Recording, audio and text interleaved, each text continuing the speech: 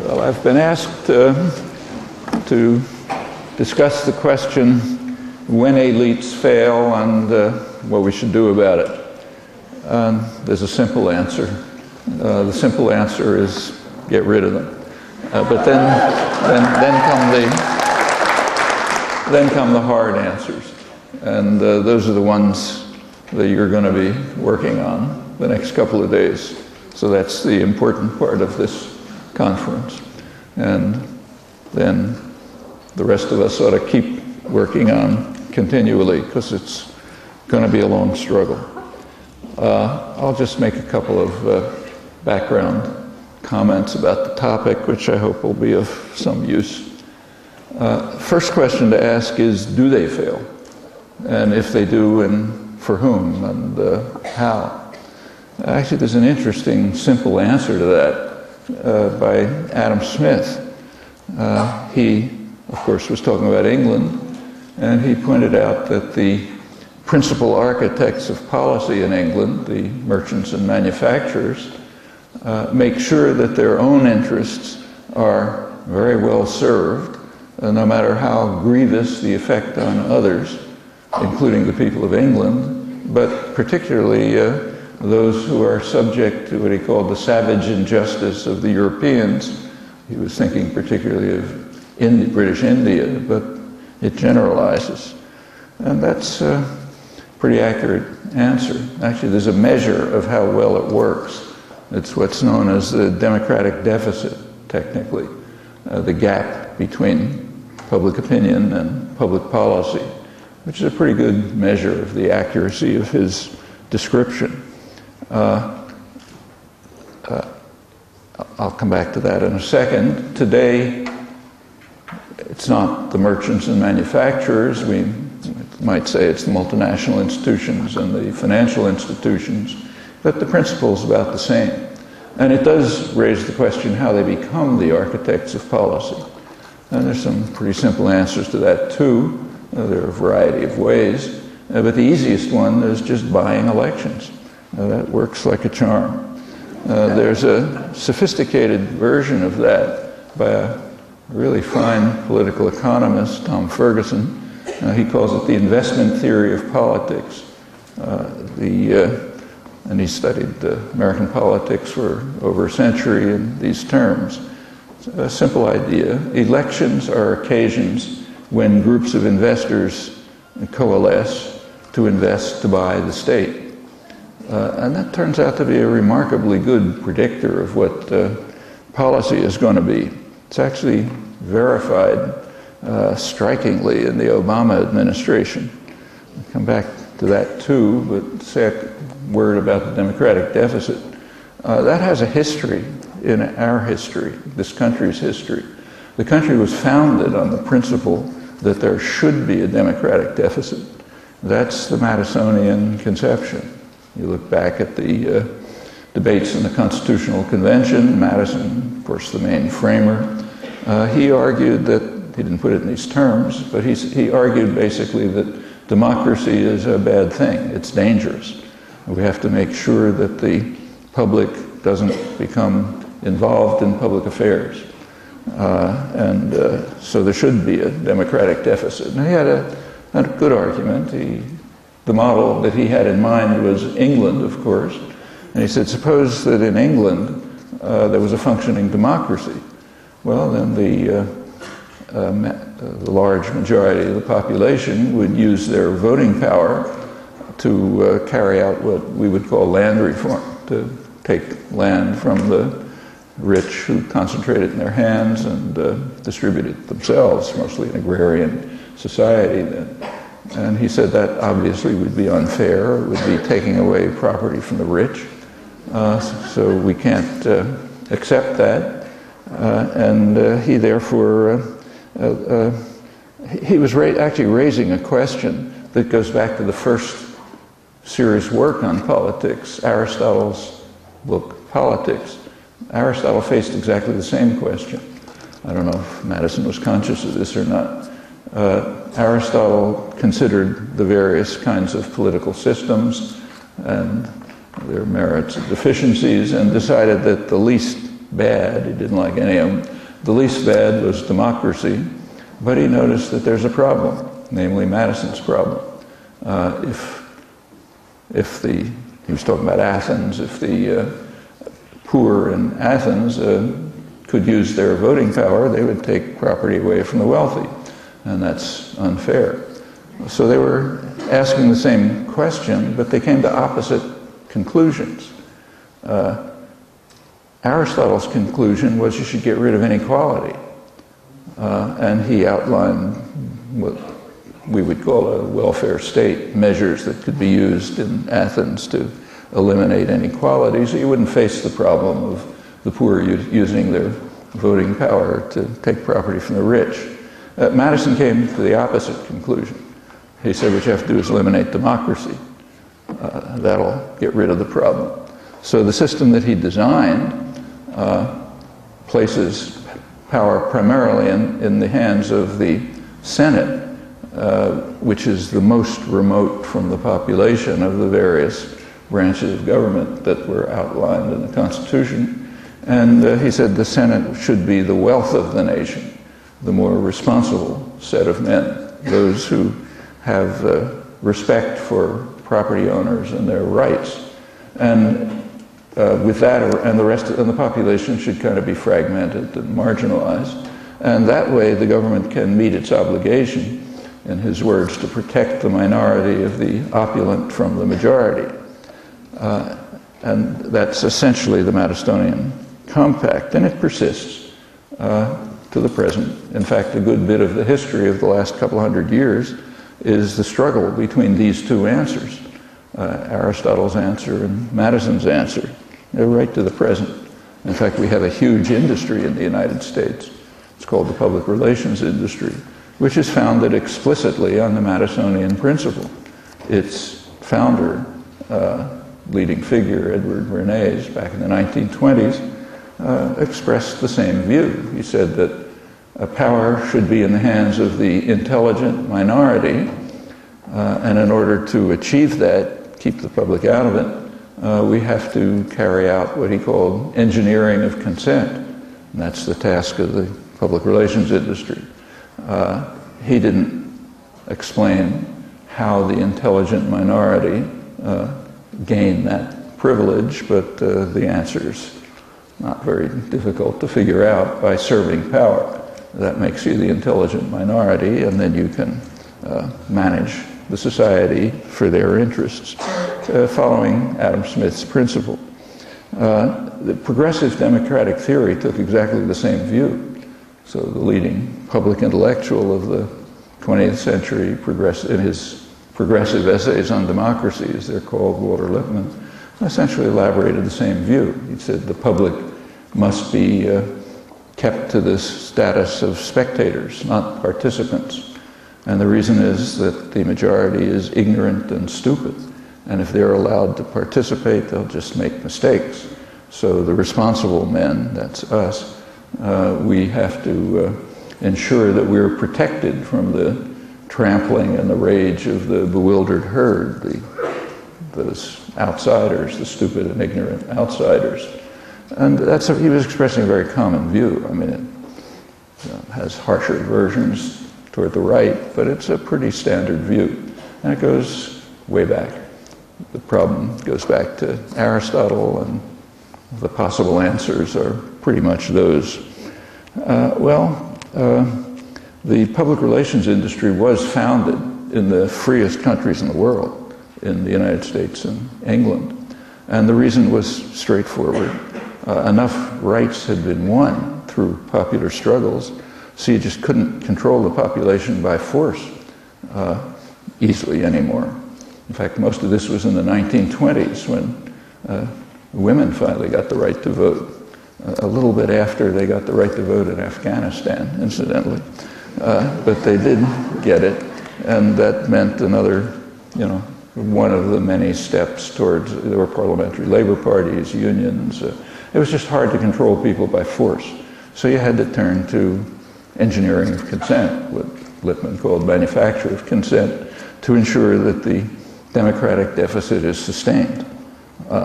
That's a leading principle of democratic theory.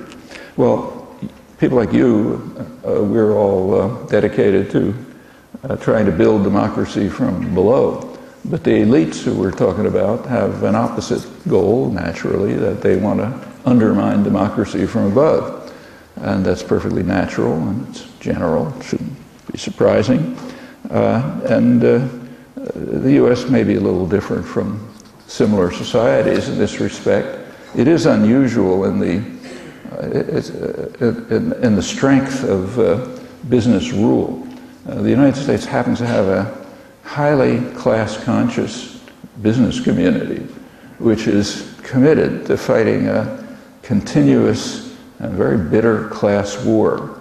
They're not secret about it. Read it in business publications.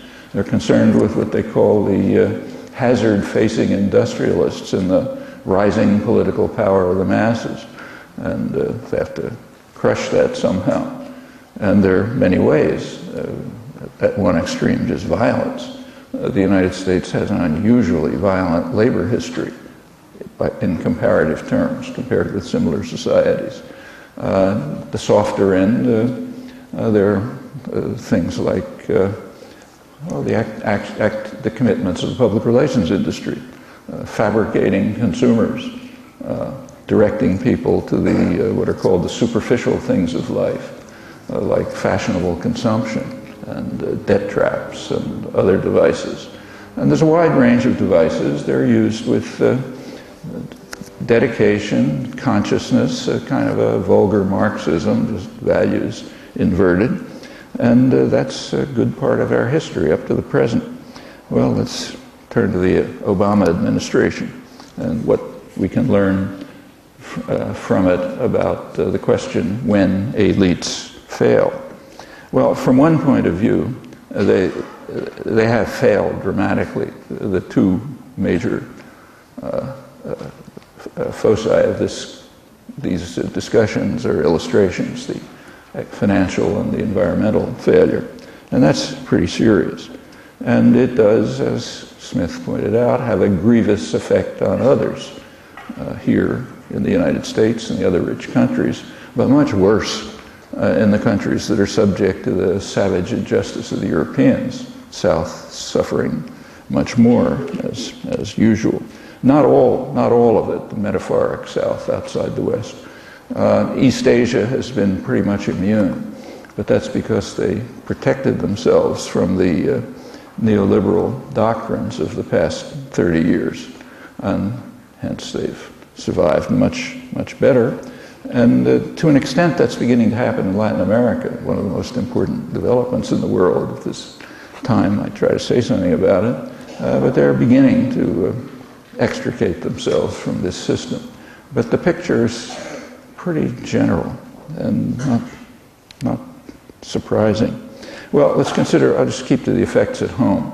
For the population, it's grievous, but I don't have to go through the details because you know all about it. There's a good, but what about the principal architects of policy? How are they making out? Well, they're making out like bandits. It's described very frankly in the business press. The business press is a very good source of information, has good reporting, for one reason, because their audience has to have a tolerably realistic picture of the world that they own, so you get pretty accurate reporting. And also because they trust their audience, so you don't have to feed them ideological claptrap. So you often get a pretty straight and accurate picture. And so let's start with Business Week. In early August, they had an issue with a big front page cover that had big letters said, "The health insurers have already won." That was August 6th. They were exulting. The battle over health care is over. They won, and they're very happy about it. And that's correct. They got virtually everything they want, the insurers. They're getting universal coverage or something like it, which means more customers, government subsidies, virtually no regulation, no public option still being talked about, but everyone in the know agrees it's not going to happen. So it's as if they wrote the bill, and it's not as if they pretty much did write the bill. So yes, the health insurers have won. So very happy. What about the public? Well, the public has opinions, but here's where the democratic deficit becomes so significant. Madison, Bernays, Lippmann, and others are correct.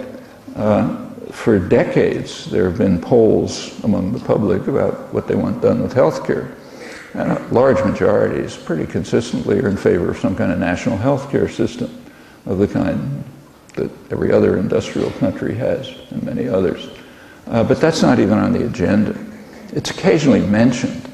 When it's mentioned, it's called politically impossible or lacking political support, which is accurate, in fact. It lacks support from the principal architects of policy, the financial institutions, the pharmaceutical industries, and so on. So it's not politically possible and not on the agenda. What about public option? Well, that, which is a pretty minor aspect of it.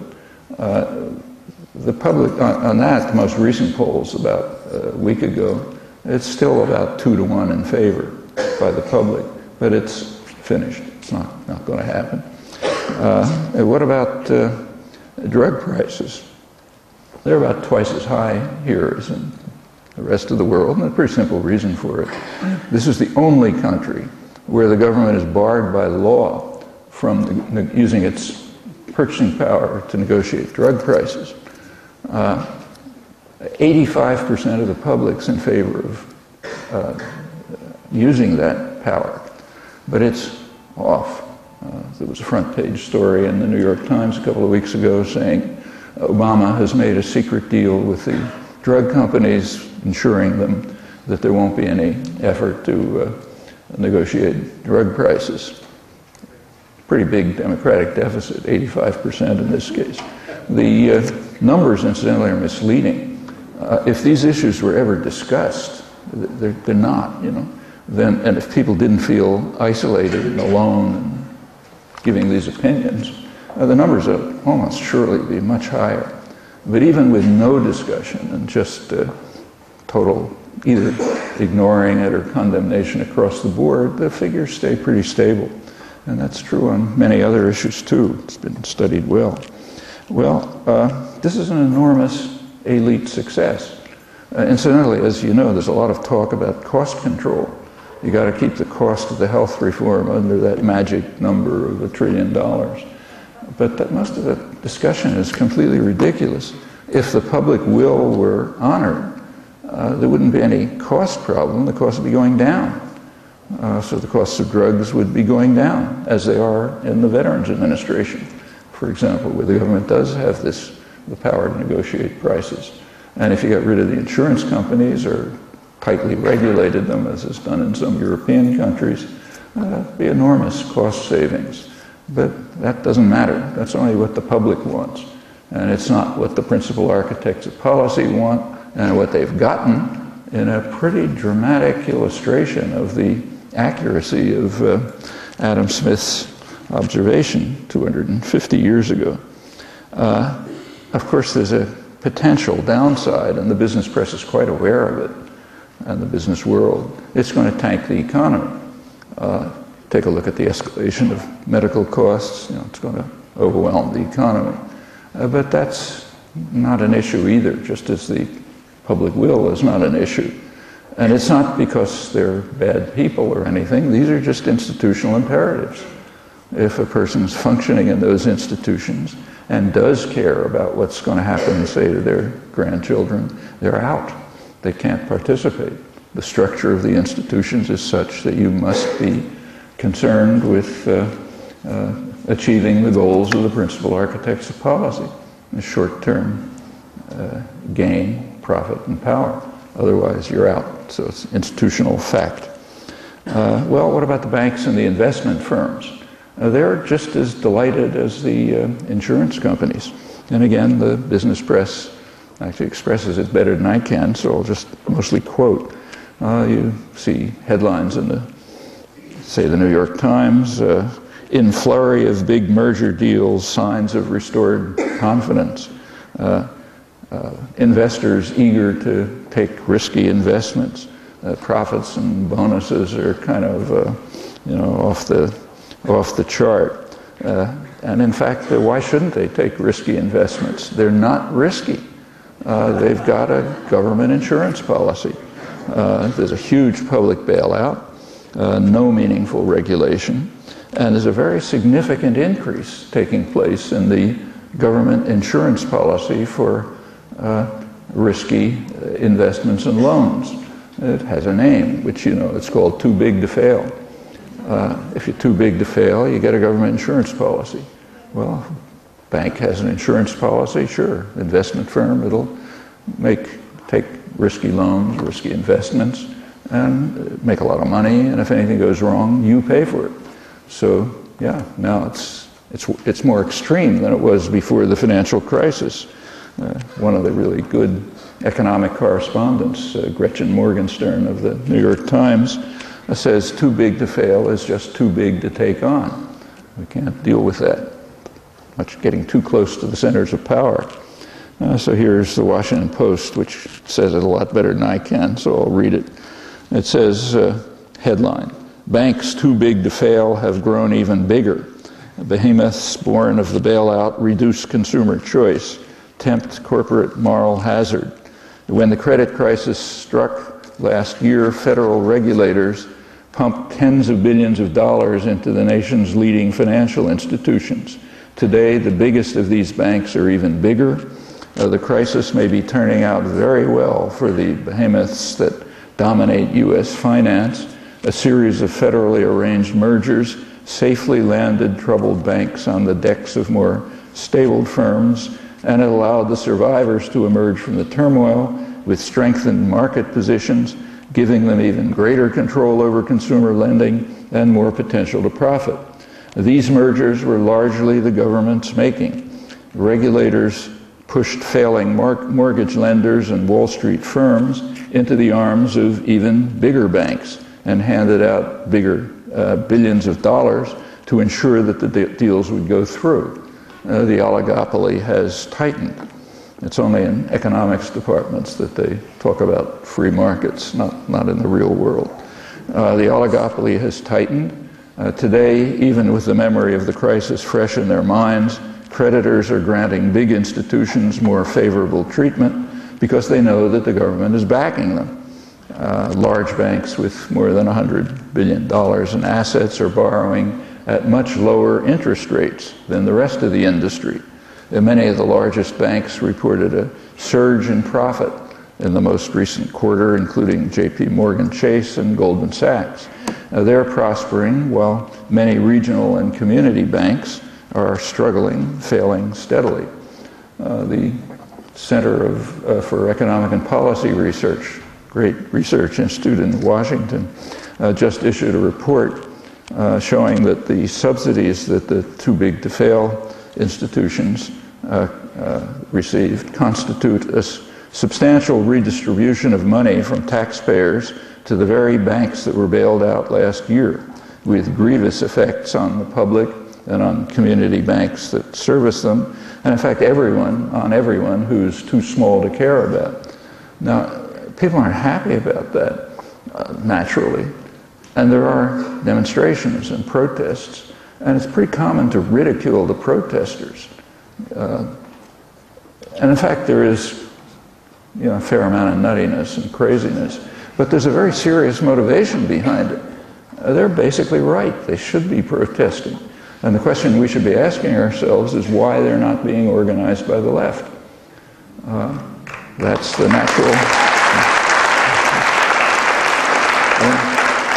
natural audience. They're not to be ridiculed. I mean, they are coming up with ridiculous answers, but those are the only ones they hear. I mean, the only answers they hear are coming from Rush Limbaugh. The liberal Democrats are not going to tell them why this is going on. And the left has really failed. And the consequence of that could be ominous. It's not a matter for ridicule, it's a matter for organizing, a serious one. Well, too big to fail is, of course, an insurance policy. It exacerbates a built-in inefficiency of markets, inherent in markets.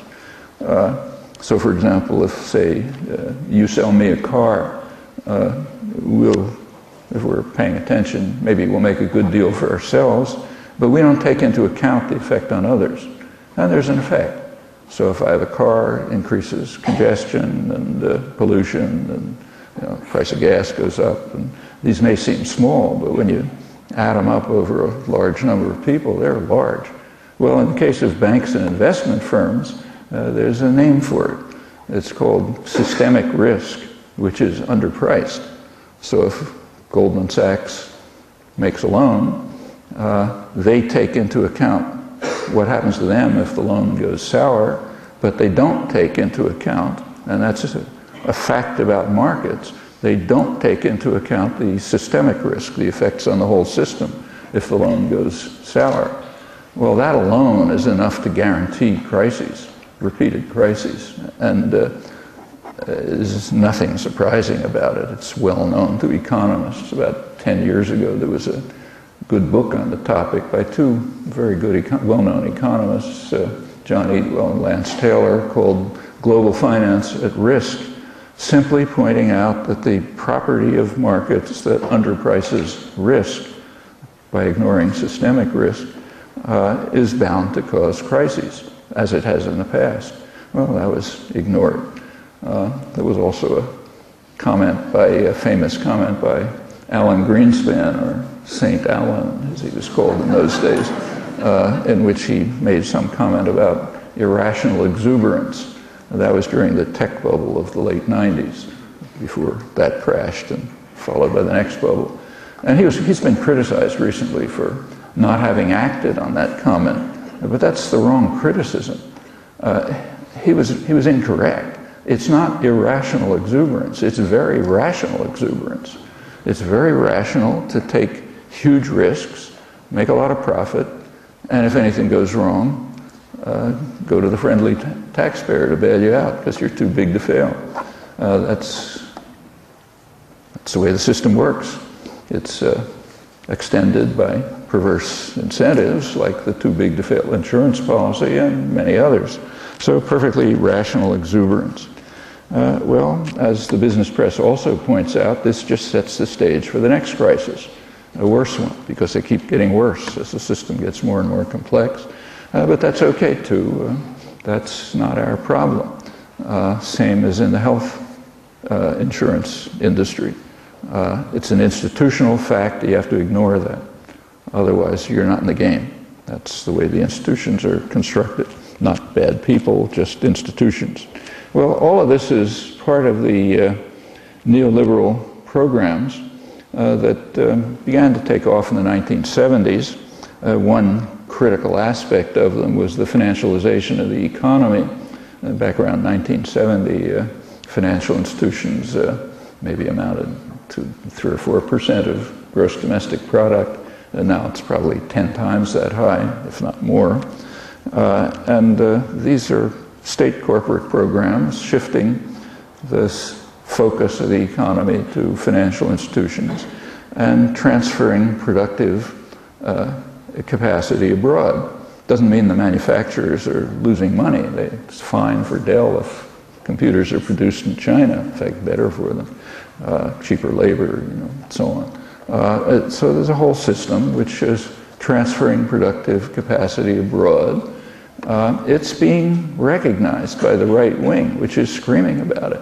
So you listen to Lou Dobbs, and, those guys, Rush Limbaugh, saying, yeah, we're losing our productive capacity. They're right, they just have the wrong answer. And if their answer is the only one that people hear, the country is facing real dangers. I mean, I don't want to exaggerate, but it's worth remembering that Germany in the 1920s was the most civilized part of the world. It was the peak of Western civilization in the sciences and the arts and literature, in democratic functioning. It was kind of a model. We know what happened 10 years later, and there's a kind of a, if you listen to talk radio and you watch the demonstrators and so on, there's a familiar sign. These are people with real grievances. I mean, they've been smashed by 30 years of neoliberalism, and they're not getting any answers, except the ones that they're getting from Rush Limbaugh and Glenn Beck and so on. And they have an internal logic to them. They may be crazy, but they have an internal logic. If you accept the premises, it sort of hangs together. And those are the only answers that they're hearing. That's very familiar, and we remember what it led to, worth thinking about. The neoliberal programs have a broader structure. They're designed to set working people around the world in competition with one another, so they all are driven down to the poorest. Meanwhile, professionals are protected, so they're not placed in competition. And of course, owners and managers enrich themselves. There's a name for that too. It's called globalization. It's basically its structure. And it has obvious consequences, which we're witnessing. And sometimes, in fact, the consequences are really surreal. It's surprising that there isn't more discussion about them. So take right now, you read the front page of the papers now, say General Motors is dismantling its plants, destroying the lives of the workforce and communities. At the same time, Obama's Secretary of Transportation is traveling through Europe, Spain, France, elsewhere, trying to arrange with Spanish companies to provide, to use federal stimulus money, taxpayer money, to provide high-speed transit to the United States. Now, the same factories that are being dismantled could do it, but it just doesn't pay for the banks and others to do it this way. It's better to destroy the communities and pay Spain to produce the high-speed transit, which we desperately need. In fact, the world needs if we're not going to intensify the environmental crisis beyond repair.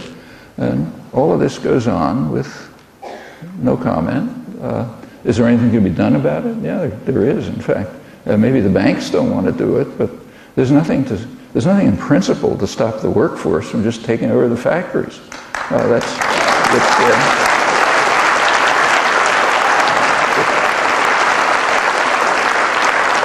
There's nothing in economic theory that says there's anything wrong with it. In fact, if you look at the technical textbooks on corporate structure, they point out that there's no law of economics that says that industrial installations or any others should be run in the interests of shareholders.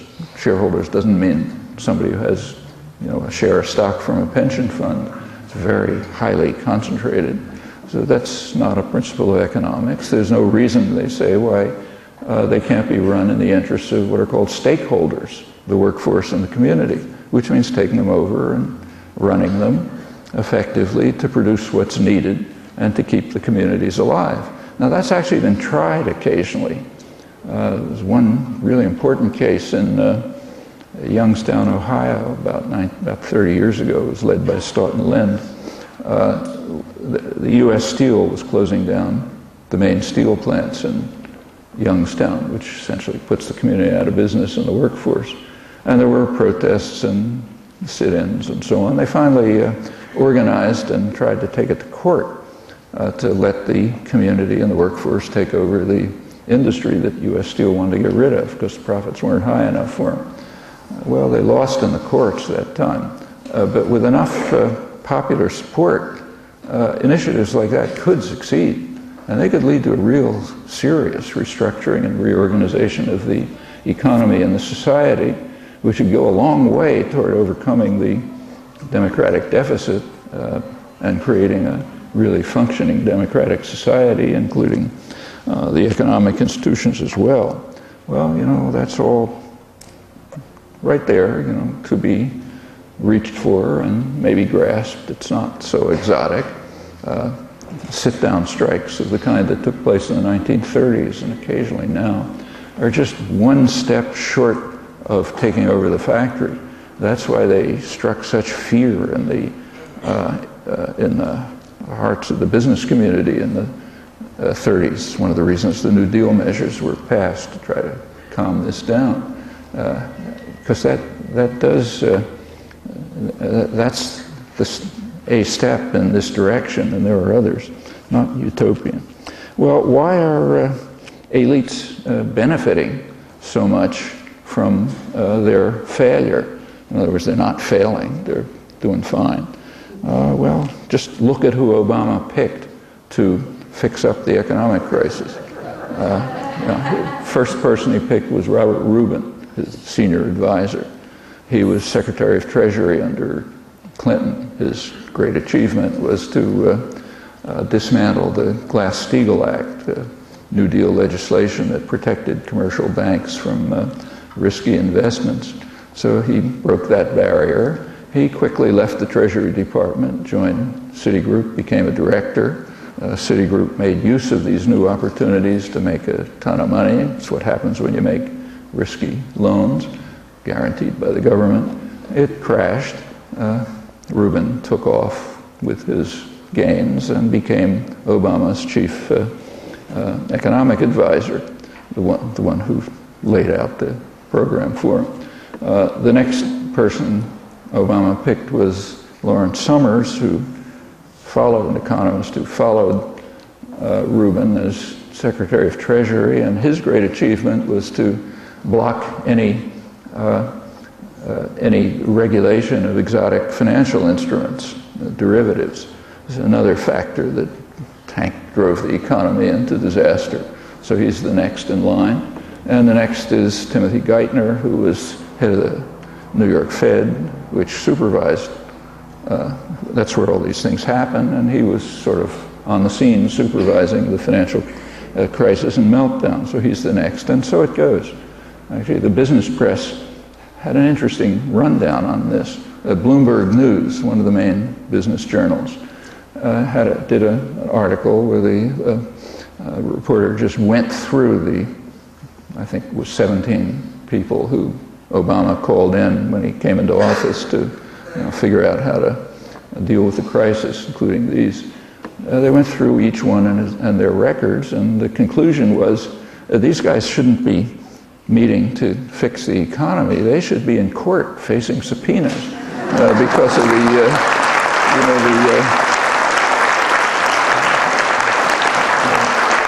financial manipulations, the accounting tricks, robbery, and so on. Well, that's the business press, but it makes sense. Well, take a look at the campaign and remember Tom Ferguson's thesis. Who are Obama's funders? Well, concentration of funding, the heaviest concentration, was in the financial institutions. They preferred him to McCain. They figured he'd do a better job for them. And in fact, that probably swung the election if you take a look at the details in the swing states. So yes, the standard theses work out. You buy the election, you get your policies implemented. So it's not too surprising that they're exulting. There's a problem about this. Elections in the United States, especially in the last 30, 40 years, are essentially run by the public relations industry. They sell candidates, they market candidates pretty much the way they market toothpaste, and they're not secret about it. So for example, we may know, Obama's campaign last year won the award from the main journal of the advertising industry for the best marketing campaign of the year. He beat out Apple computers. And in the business press, executives were just exultant, euphoric. They were saying, this is the best we've ever done since we started marketing candidates, best results since Reagan. It's going to change the atmosphere in corporate boardrooms. We have figured out better ways to do things. Well, you want to market your there's another similarity between marketing toothpaste and marketing candidates. Marketing toothpaste is done in a way to undermine markets. You especially like markets if you study an economics course, but not if you're in the business world. They want to undermine markets. Markets are based on informed consumers making rational choices. Everyone who took a course in economics knows that. But anyone who's looked at a television ad knows that business is putting huge resources into trying to create uninformed consumers making irrational choices. If you had a market system, General Motors would put up a little notice saying, here's what we have for sale next year or something. That's not what they do. You know, they have a football player, a sexy actress, you know, car climbing up to heaven. The point is to try to create an uninformed consumer who will make irrational choices. And you have to do the same when you're marketing candidates. You have to create uninformed electorate making irrational choices. And that's what they're dedicated to, and they tell you, you know, and we can see it. That's why issues are kept out of campaigns. The party managers read polls. I mean, they know about the Democratic deficit. They know how sharp it is. So the obvious conclusion is just keep campaigns to, you know, personalities, rhetoric, flourishes, gossip, whatever, but make sure not to talk about issues, because that's dangerous. Then you get these ignorant and meddlesome outsiders, the public, entering into the political arena, and we don't want that for reasons that go way back, you know, way back to Madison, in fact. Take a different form, and more sophisticated form in the 20th century. So you look at Obama's campaign, what was it about? What were there were slogans. The slogans were hope and change. Why? Because party managers read polls, and they can see that 80% of the public thought the country's going in the wrong direction. Okay, therefore when we market a candidate, it's hope and change, meaning no hope and no change, but not surprising. Actually, McCain's campaign had the same slogans. He just didn't carry it off as well, and was less favored by the major institutions. Well, they've also told us what their next step is going to be. So the campaign of the health insurers, which and the banks, which won such great rewards, are now going to be followed by the energy corporations. The American Petroleum Institute announced a couple of weeks ago that they're going to use the model of the so-called health reform campaigns, you know, to try to ensure that Congress doesn't pass even the kind of limited energy and environmental bills that are conceivably possible. And they've been joined by the Chamber of Commerce, you know, the major business lobby, and other business lobbies. They smell success, they're going to follow the model. Now, actually, in the Chamber of Commerce, the big business lobby, there's a split. A couple of the major corporations pulled out, the ones that are developing nuclear energy, because they have a different way of harming the public. They don't produce greenhouse gases, so therefore they're perfectly happy if Congress puts a cap and trade or something. Meanwhile, they'll destroy us in a different fashion. But so there is a split in the business community about this, and when there's a split in the business community, you do get policy choices. You know, things happen in the political arena, and that's what we're seeing right now. Well, of course, they all know that the outcome, not very long term, is that their grandchildren won't have a chance for decent survival. But again, that's just not relevant, as in the other cases I mentioned. And again, it's not because they're bad people or anything. That is the structure of the institutions that we live in. You don't take part in that framework of thinking, you're not part of it, you're out. You know, affects even legal requirements. So it's the institutions that have to change. Well, the observation that elites don't fail, very rarely fail, is very broad.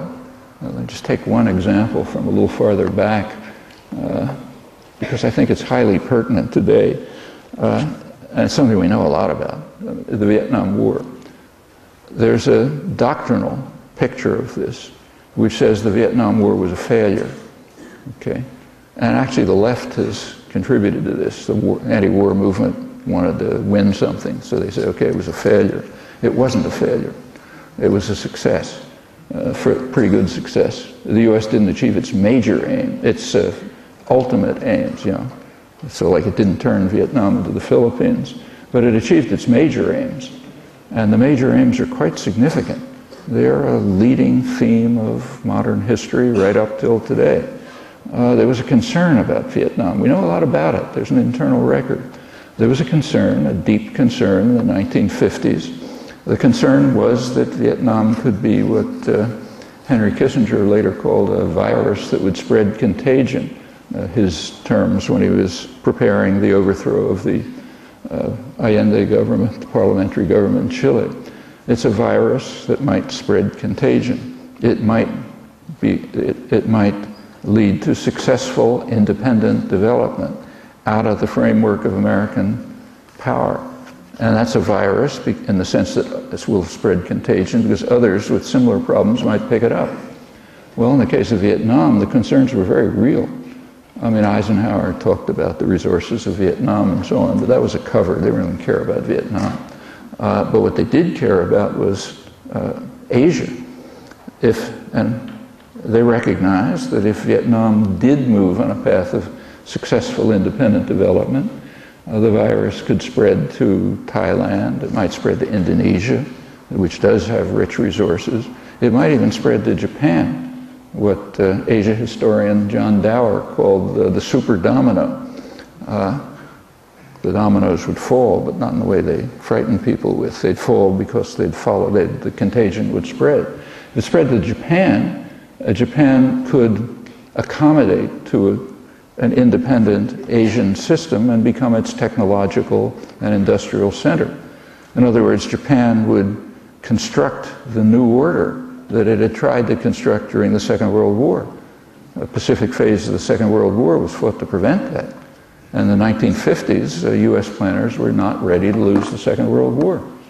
So it was big issues at stake. Well, when you have a virus that might spread contagion, what you do is kill the virus and inoculate the potential victims of the contagion. And that's what happened. Vietnam was destroyed. The surrounding region was, in the surrounding region, vicious dictatorships were imposed, country after country, to make sure the contagion didn't spread. And by the late 60s, things were pretty much in order. By about, say, 1970 or so, and the business press already recognized that the U.S. had achieved its major objectives and didn't see any point wasting any more money on it, and pressured Johnson to start to pull out. Well, it's a victory in some ways. It's not a total victory, so it's called a failure. Like they didn't totally incorporate Vietnam into the U.S. system.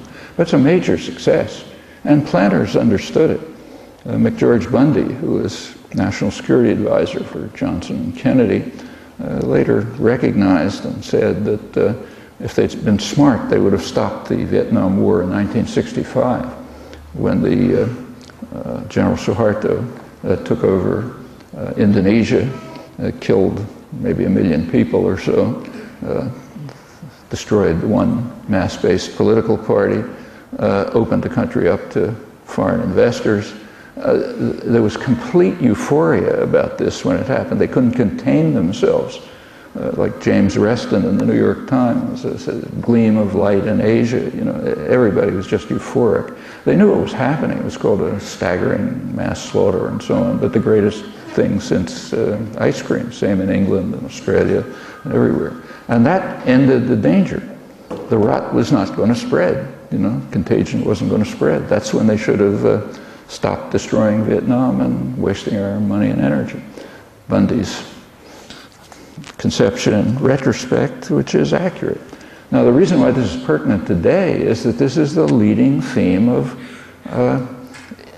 international affairs, really. If there's a threat of what's called radical nationalism, independent development, even in the smallest place, like a fishing cooperative in Grenada or something, it's dangerous. It could spread. Others could get the idea and they could go on. It's kind of like taking over a factory. If you do, yeah, the rot can spread. You want to make sure you stamp it out right away. And if you look over the history of what's called the Cold War, that's what it is. And it doesn't change with the end of the Cold War. You want to understand the Cold War, the best place, and its aftermath, the best place to look is what happened when the Berlin Wall fell. Okay, no more Soviet Union. Theoretically, the Cold War was to defend it. You know, the U.S. plan, the reason the U.S. intervened all over the world was to defend ourselves from the Russians. Okay, what happened after the Soviet Union disappeared? Well, the Bush administration, this is Bush number 1, immediately came out with a national security strategy and a budget which said, in effect, nothing's going to change, just new pretexts. So we still need a huge military force, not to defend ourselves from the Russians, but literally because of the technological sophistication of third world powers. We have to maintain what's called the defense industrial base. That's a euphemism for high-tech industry, you know, funded basically by the taxpayer. We have to maintain that. We have to maintain intervention forces pointed at the Middle East, which is the crucial region where the world's energy resources are. And then it adds intervention forces directed to the Middle East where the threats to our interests, significant threats to our interests, could not be laid at the Kremlin's door. So, sorry folks, we've been lying to you for 50 years, but now that the Kremlin's gone, we got to tell you the truth. Clouds are lifting. Keep the intervention forces aimed at the threat of independent nationalism. That's why the Obama administration, following Bush, is building up military forces in the training of officers and building military forces in Latin America to try to stem the danger. And their mission is to combat what's called radical populism, the threat of independence. A lot of different ways to approach this, but the policies remain remarkably stable because they're sensible. So thinking about what happened in the Vietnam War is highly pertinent today, as it's been for years. And there's another factor. There was a domestic effect of not just the Vietnam War, but the Vietnam War and other things. The country was falling out of control. The most important part of the famous Pentagon Papers, and therefore the one that's never mentioned anywhere, is its last section. Pentagon Papers end in mid-1968. Those who remember will recall in January 1968, Tet Offensive came along, convinced the U.S. business community it's going to be a long, slow war, might as well pull out. Big power play. They sort of forced Johnson to resign and so on. But Johnson wanted to send a couple 100,000 more troops, and the Joint Chiefs objected. They didn't want to do it. And they said, we're going to need the troops for civil disorder control in the United States. There's just too much agitation among young people, among women, among minorities. The country's going to fall out of control. So we need those troops here. Well, you know, that's one of the successes of the anti-war movement. It frightened power enough so that they didn't want to go on because they're going to lose the country. And something had to be done. There were two big problems that were faced. One is that during the 60s, there began to develop a principled critique of aggression and violence. Now that's dangerous. It's okay to have criticism, say, of the Obama kind. Like Obama is regarded as a critic of the Iraq War because he said it was a strategic blunder. That's okay. That's like Nazi generals after Stalingrad. It's a strategic blunder. You shouldn't have fought a two-front war. Or, you know, you could read it in Pravda in the 1980s. It was stupid to send troops to Afghanistan. So that kind of criticism is fine. But principled critique, you know, it's not that it's a blunder. It's not that it's costing us too much. It's just criminal. That's very dangerous. And that was rampant. You didn't read it in the press. There's nothing like that in the press or intellectual journals and so on. But the polls showed it. So by the end of the war, mid-70s, about 70% of the population said the war is not a mistake. It's fundamentally wrong and immoral. That's serious. You got to do something about that. So there's a principled critique of the use of violence, very bad news. and the country was just becoming too free. It was what was called a crisis of democracy among liberal intellectuals. Too much democracy. People who are usually marginalized, passive, apathetic, what are called the special interests, like minorities, women, farmers, labor, young, old, the special interests. They were just entering, pressing their own demands. Literally called a crisis of democracy by the liberals, incidentally.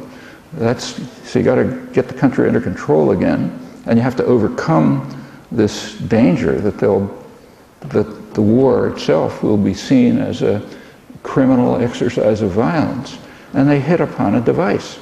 It's called the war on drugs. The war on drugs goes way back, but it was picked up by Nixon very explicitly with the goal of overcoming these two problems. So a myth was concocted about the addicted army. The army's fallen apart because the communists are giving them drugs. And you get people like Walter Cronkite, highly respected liberal commentator, saying our troops in Vietnam the communists are fighting our troops not only with guns but with drugs. That's the real tragedy of the war, James Reston and others. We're the victims of the war. Look what they're doing to us. And that's a kind of poison pill. These addicted troops are going to come home and spread havoc in the civilian society. These communists are really nasty creatures. So we're the victims, not the aggressors. And furthermore, we have to have law and order programs at home. Well, you know what that means. Pretty soon you get the huge incarceration rate and so on. Yeah, so it's a technique for dealing with both of the huge problems that came after the Vietnam War. Pretty soon you have President Carter, when he was president, saying that he was asked at a news conference, don't we owe the Vietnamese some debt because of what we did to them? He said, we owe them no debt because the destruction was mutual. Okay, that's at the liberal extreme. When you get to, say, George Bush #1, his line was, of course we'll never forgive the Vietnamese for what they did to us, but we're magnanimous and we'll allow them to enter the world if they deal honestly with the one moral problem left over from the war, if they devote themselves to finding the remains of American pilots who were shot down, like when they were flying over Iowa or something. That's the one moral problem, but if they deal with that, well, maybe we'll never forgive them, but we'll put it aside. This is a pretty remarkable achievement. Also the fact that nobody commented on any of it. It's kind of like accepted as normal. Well, this is very much alive today. The partial failure was partially overcome. Now, regularly, wars tend to incite thinking. People start to think about things. And every war is followed by a major repression. It's kind of clockwork. So after the First World War came Wilson's Red Scare, probably the worst period of repression in American history. After the Second World War came what's called McCarthyism, mislabeled, actually started by the Democrats, to try to beat back the wave of radicalism that developed during the Depression and the war. And after the Vietnam War came this. Well, it was only partial, that's not only this, there are many other mechanisms.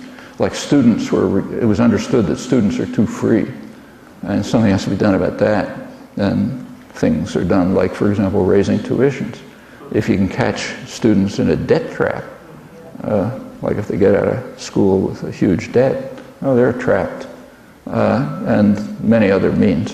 The neoliberal financial economic order that was instituted also partly has this effect, and presumably understood and planned for it. Well, but this time, after the Vietnam War, interestingly, the repression was only partially successful, nowhere near as much as the Red Scare or the post-Second World War repression. In fact, activism continued and still continues. The feminist movement, for example, which probably changed American society more than any of the other outcomes of the activism of the 60s, that was a 1970s movement mainly. Same with the environmental movement, 1970s. The anti-nuclear movement, which reached 80% of the population, was the 80s. The solidarity movements, which are something totally new in the history of imperialism, that was the 80s. The global justice movement, the last decade or so, and it keeps growing and expanding. And the effort to beat it back also keeps growing and expanding. In fact, the state power was very much constrained by this. Reagan could not resort to Vietnam-style tactics in his wars in Central America in the 80s. Had to use mercenaries. The Iraq War is the same. I mean, the United States has not been able to carry out, say, saturation bombing of the Iraqi countryside. They got bad enough what happened, but much more constrained than Kennedy and Johnson in the 60s, because there's just more opposition. Opposition to the Vietnam War took years before it developed. In the case of the Iraq War, first time in history that there was massive protest before the war officially started, and that registers. So it's up and back, but there's moves forward, and there's plenty that can be done. Right here, for example, the coffee house movement, which developed during the 60s, GI Coffee House, that's right nearby, Fort Lewis. And it's part of a much wider movement. It's represented here, groups from all over the place. You didn't have that in the 1960s or the 70s. So there's a lot, there's a lot to, you can work from a higher plane than in the past, thanks to earlier achievements. Well, I don't know, am I going way over time? Can I go on a little longer? Go on, just go on a little longer? Yeah. You should go as long as you want, or okay. and take questions whenever. Okay, I'll go another 10 minutes, sorry. There's a lesson I tried to learn myself from my children, but I never learned it. When my kids ask questions, but when my kids would ask a question, they'd sometimes say, "Just the 5-minute lecture, please." but it never sank in. Let me just mention 2 more crises. You're focusing on the environmental crisis and the financial crisis, both of which are successes from the point of view of the principal architects of policy, but there are others. For the world, not the rich countries of the West, the food crisis is much more serious than the financial crisis. And you read it in third world journals. I mean, the UN recently just announced that the number of people facing starvation passed 1 billion. And they simultaneously announced that the World Food Program is cutting back its funding by about 25% because the rich countries are refusing to meet their obligations. Well, that's a large-scale massacre. I mean, Africa alone, Southern Africa alone, just looking at children alone in Southern Africa, the death rate from easily preventable disease and malnutrition is at the level of Rwanda, and not for 100 days, but every day, and getting worse. That's a huge crisis. And there's also another possible crisis of survival. That's nuclear weapons. That's no joke. Also right on the front pages. Now the focus now is on Iran, and it's interesting to look at it. Iran is portrayed as a serious threat to the world. Why? Well, Iran is defying the international community on enrichment. It's concealing what it's doing, terrible threat. What does it mean to say that Iran is defying the international community? It's an interesting concept. Who's the international community? I mean, the global south, which is most of the countries in the world and most of the population, they strongly support Iran's right to enrich uranium as a signer of the Non-Proliferation Treaty. Some of them pretty strongly, including U.S. favorites like Lula in Brazil, just came out with a very strong endorsement of that. It's not published because it's not the right thing. If Chavez had said it, it'd be a headline. What about the American population? Well, they're not part of the international community either. The majority of the American population support that right. So the international community turns out to be Washington and whoever happens to be going along with it. And it's true that Iran is defying them. What about the American population, incidentally, a large majority, have a very sensible view of how this problem ought to be resolved, but it's not on the agenda. A large majority of the population are in favor of a nuclear weapons-free zone in the Middle East. That would mean that would include Iran, Israel, any American forces deployed there.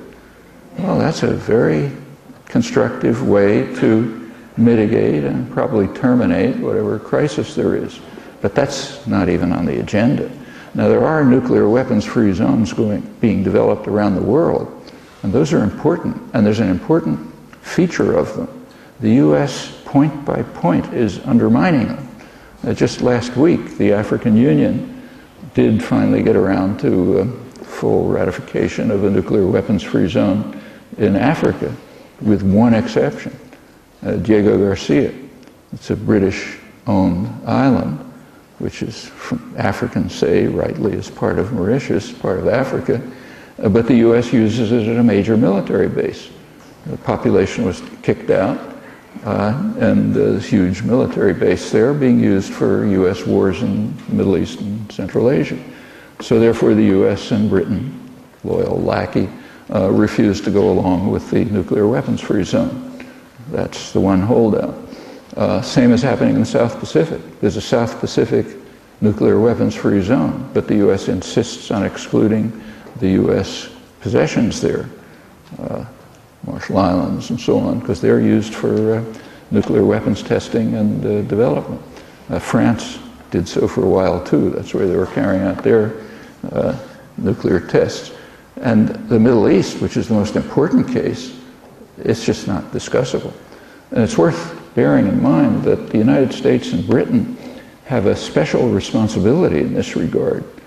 Those two countries are committed to a nuclear weapons-free zone for a very simple reason.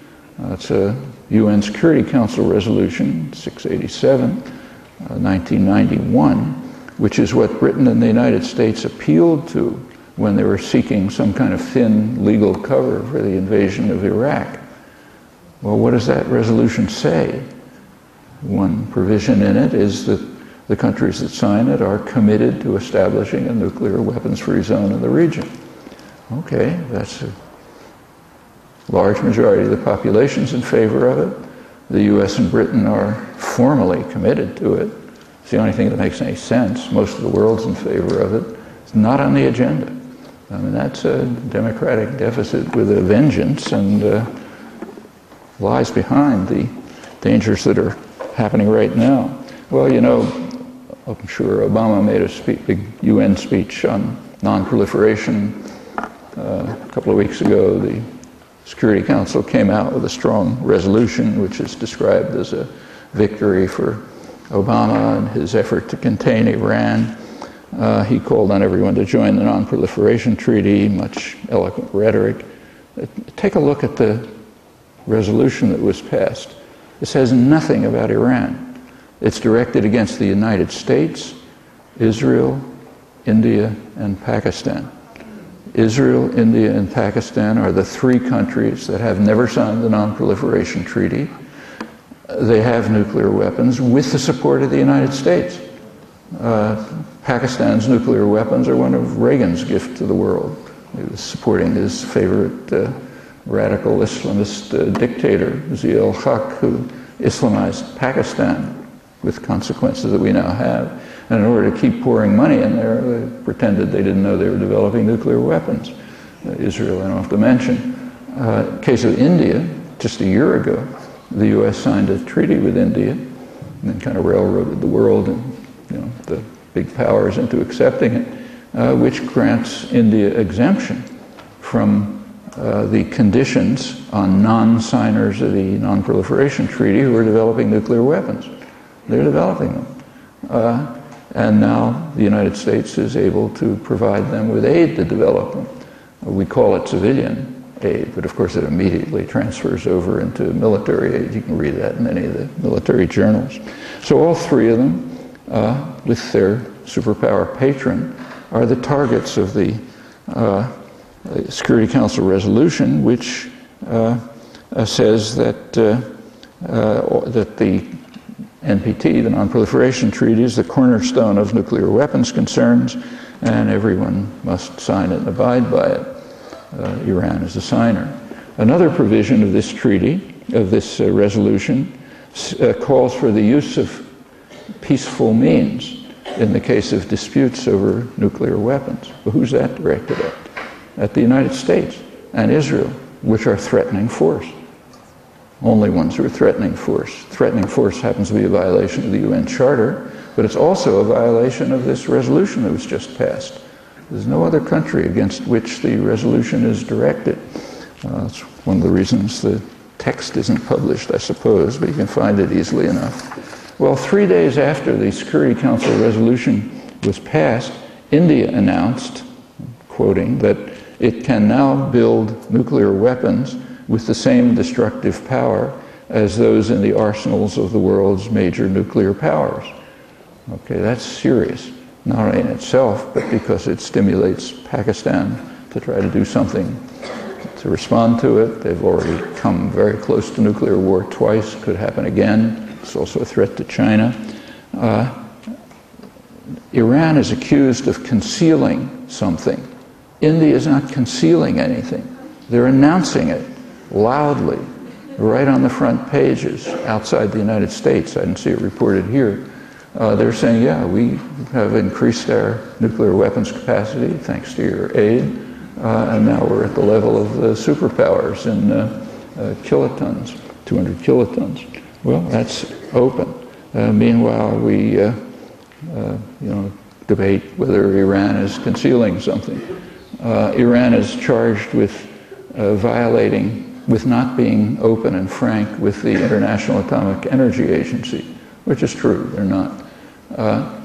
But last week, the international agency passed a resolution calling on Israel to join the Non-Proliferation Treaty and to open up its nuclear facilities to inspection. Well, the United States and Europe tried to block the resolution, but when they couldn't block it, they voted against it, but it passed anyway. But it doesn't matter. I don't think it's been reported here even. But that's much more serious than anything Iran is doing. Okay, that's what's actually going on in the world. And if we want, we can let it happen. And it's not a joke. I mean, these are things that really do increase the quite serious threat of a nuclear catastrophe, which is beyond thinkable. Well, there isn't any reason to sit by passively and let all these things happen and watch elites succeed in and while everyone else fails massively, and with major catastrophes looming in many dimensions. Okay, end of 5-minute lecture.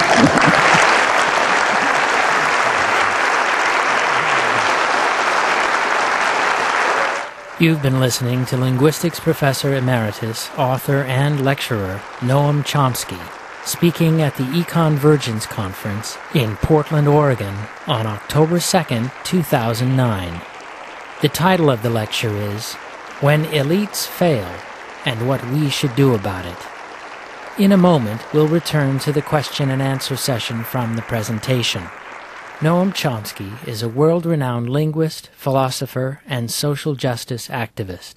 His dozens of books and hundreds of essays include the recent titles Failed States, The Abuse of Power and the Assault on Democracy, Hegemony or Survival, America's Quest for Global Dominance, and the recent anthology, The Essential Chomsky. To find out more about Noam Chomsky and his work, please visit the Noam Chomsky website at chomsky.info.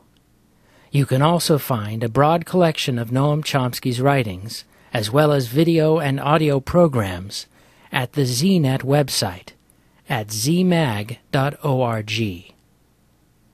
And many of his lectures and interviews are also available at the Alternative Radio website at alternativeradio.org.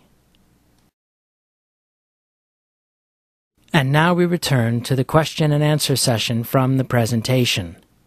Noam Chomsky spoke at the First Unitarian Church in downtown Portland, Oregon on October 2nd, 2009.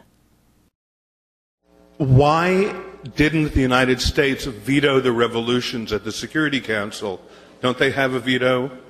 Why at the Security Council? Why didn't they? You said they voted against it, but I thought that the 5 original members... Which Security Council resolution are you talking about? You mentioned a couple that were voted in over the... Well, there was one that passed. It was the one that was supposedly endorsed Obama's speech. It was just misrepresented. The U.S. voted for it, takes credit for it, but if you read the wording of the resolution, not the headlines in the newspapers, read what it actually said. It opposed any threat of force. The U.S. and Israel are the only ones threatening force. It called the Non-Proliferation Treaty the cornerstone of all nuclear issues that everyone must adhere to. Okay, there are 3 countries that have never signed it: India, Pakistan, and Israel, all developing nuclear weapons with U.S. support. So that's the content of the resolution. Yeah, the U.S. voted for it, assuming, I suppose, that nobody would read it, that they just keep to the editorials and the headlines. Yeah.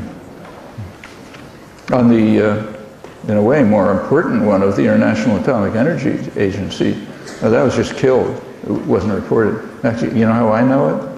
I happened to be in Mexico a week ago, and I read it in the Mexican press. Yeah. Okay. Want to read that loud? What are 3 things that each of us can do to create positive change? Attend the meetings tomorrow, attend them the next day, and then act on the decisions that are made.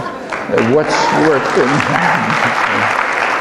and the next part of it is what has worked in the past. Well, the country's a lot more civilized than it was, say, 40 years ago, mostly because of activism of young people like Robin, who used to be young, and his friends in the 60s, which just turned the country around. I mean, I gave a couple of examples, but it's just, in many ways, a much more civilized country. That's why you didn't have conferences like this 40 years ago, or 30 years ago, or 10 years ago, for that matter. In fact, just take the last election. I mean, I didn't like any of the candidates. I suppose that's pretty obvious. But you couldn't have imagined a few years ago that the Democrats would have on the ticket a woman and an African American. Okay, like them or not, that's a reflection of a civilizing effect of the 60s activism. That's why the 60s are so bitterly denounced as this terrible time of troubles, real time of troubles. They civilized the country. And that's what's worked in the past, not just then, all the way back. That's why we're a much more free country than we used to be. I mean, the Madisonian Compact doesn't work anymore. You got to, the efforts are still going on, but they're much, much different. I've come to the conclusion through my single-payer work that the easiest way to achieve democracy in America is to take on the corporate powers that are controlling the health care debate. It's an easy target. It's very visible in the media.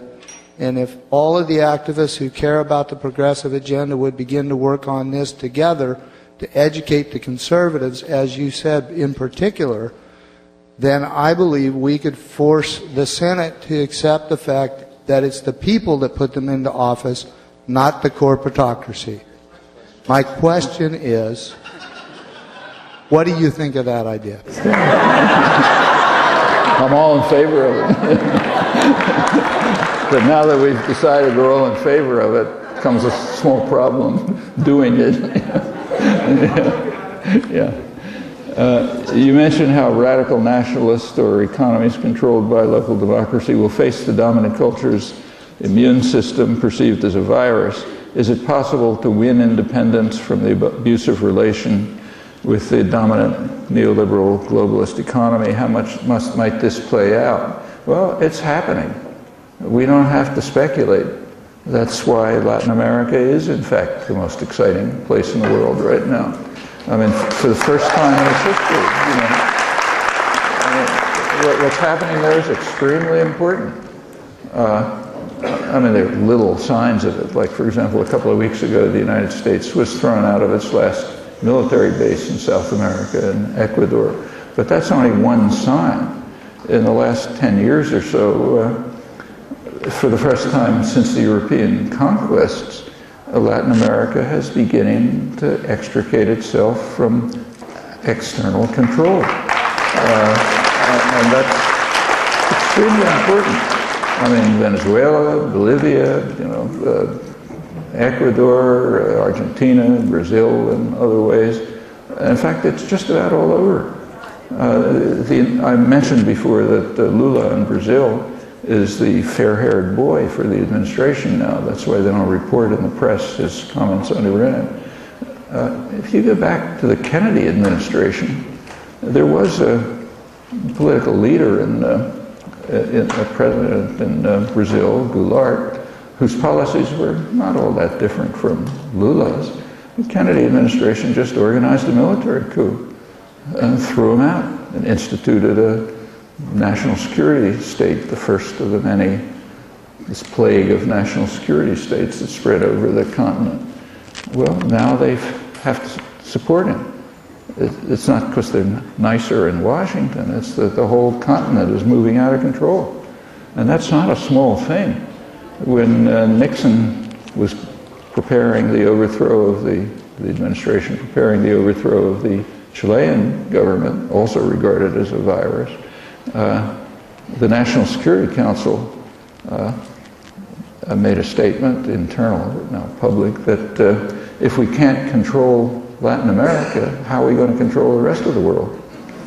It's not a small thing. And with Latin America kind of drifting out of control, there have to be reactions, and there are. In fact, what's happening in Honduras is striking. Central America has been free from contagion because Reagan smashed it up so much that it could barely survive. But it's beginning to move. That's why there's a coup in Honduras right now.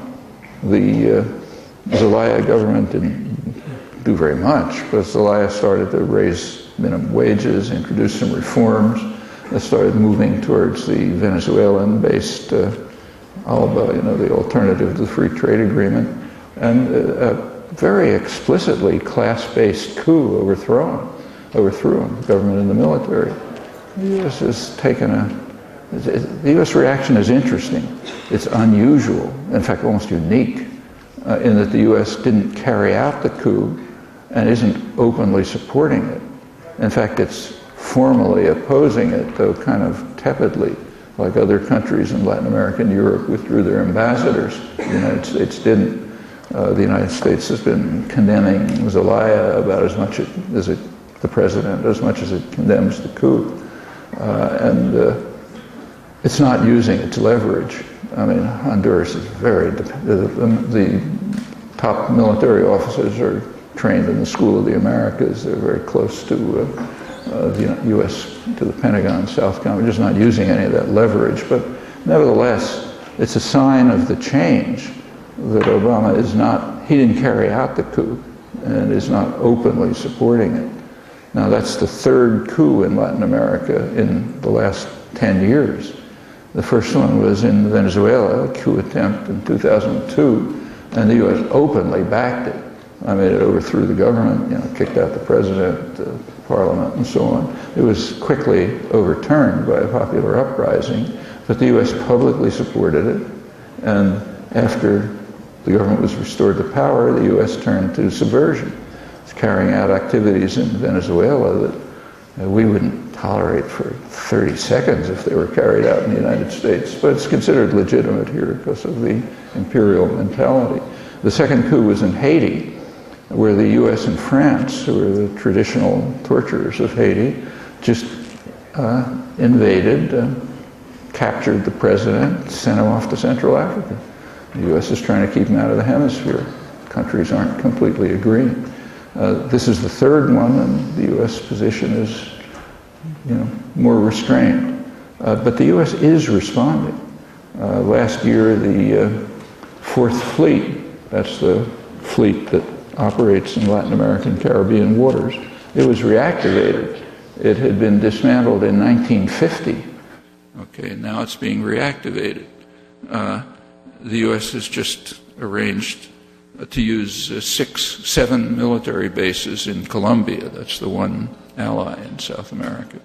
Just a couple of days ago, it got a couple of bases in Panama, which is like practically a colony.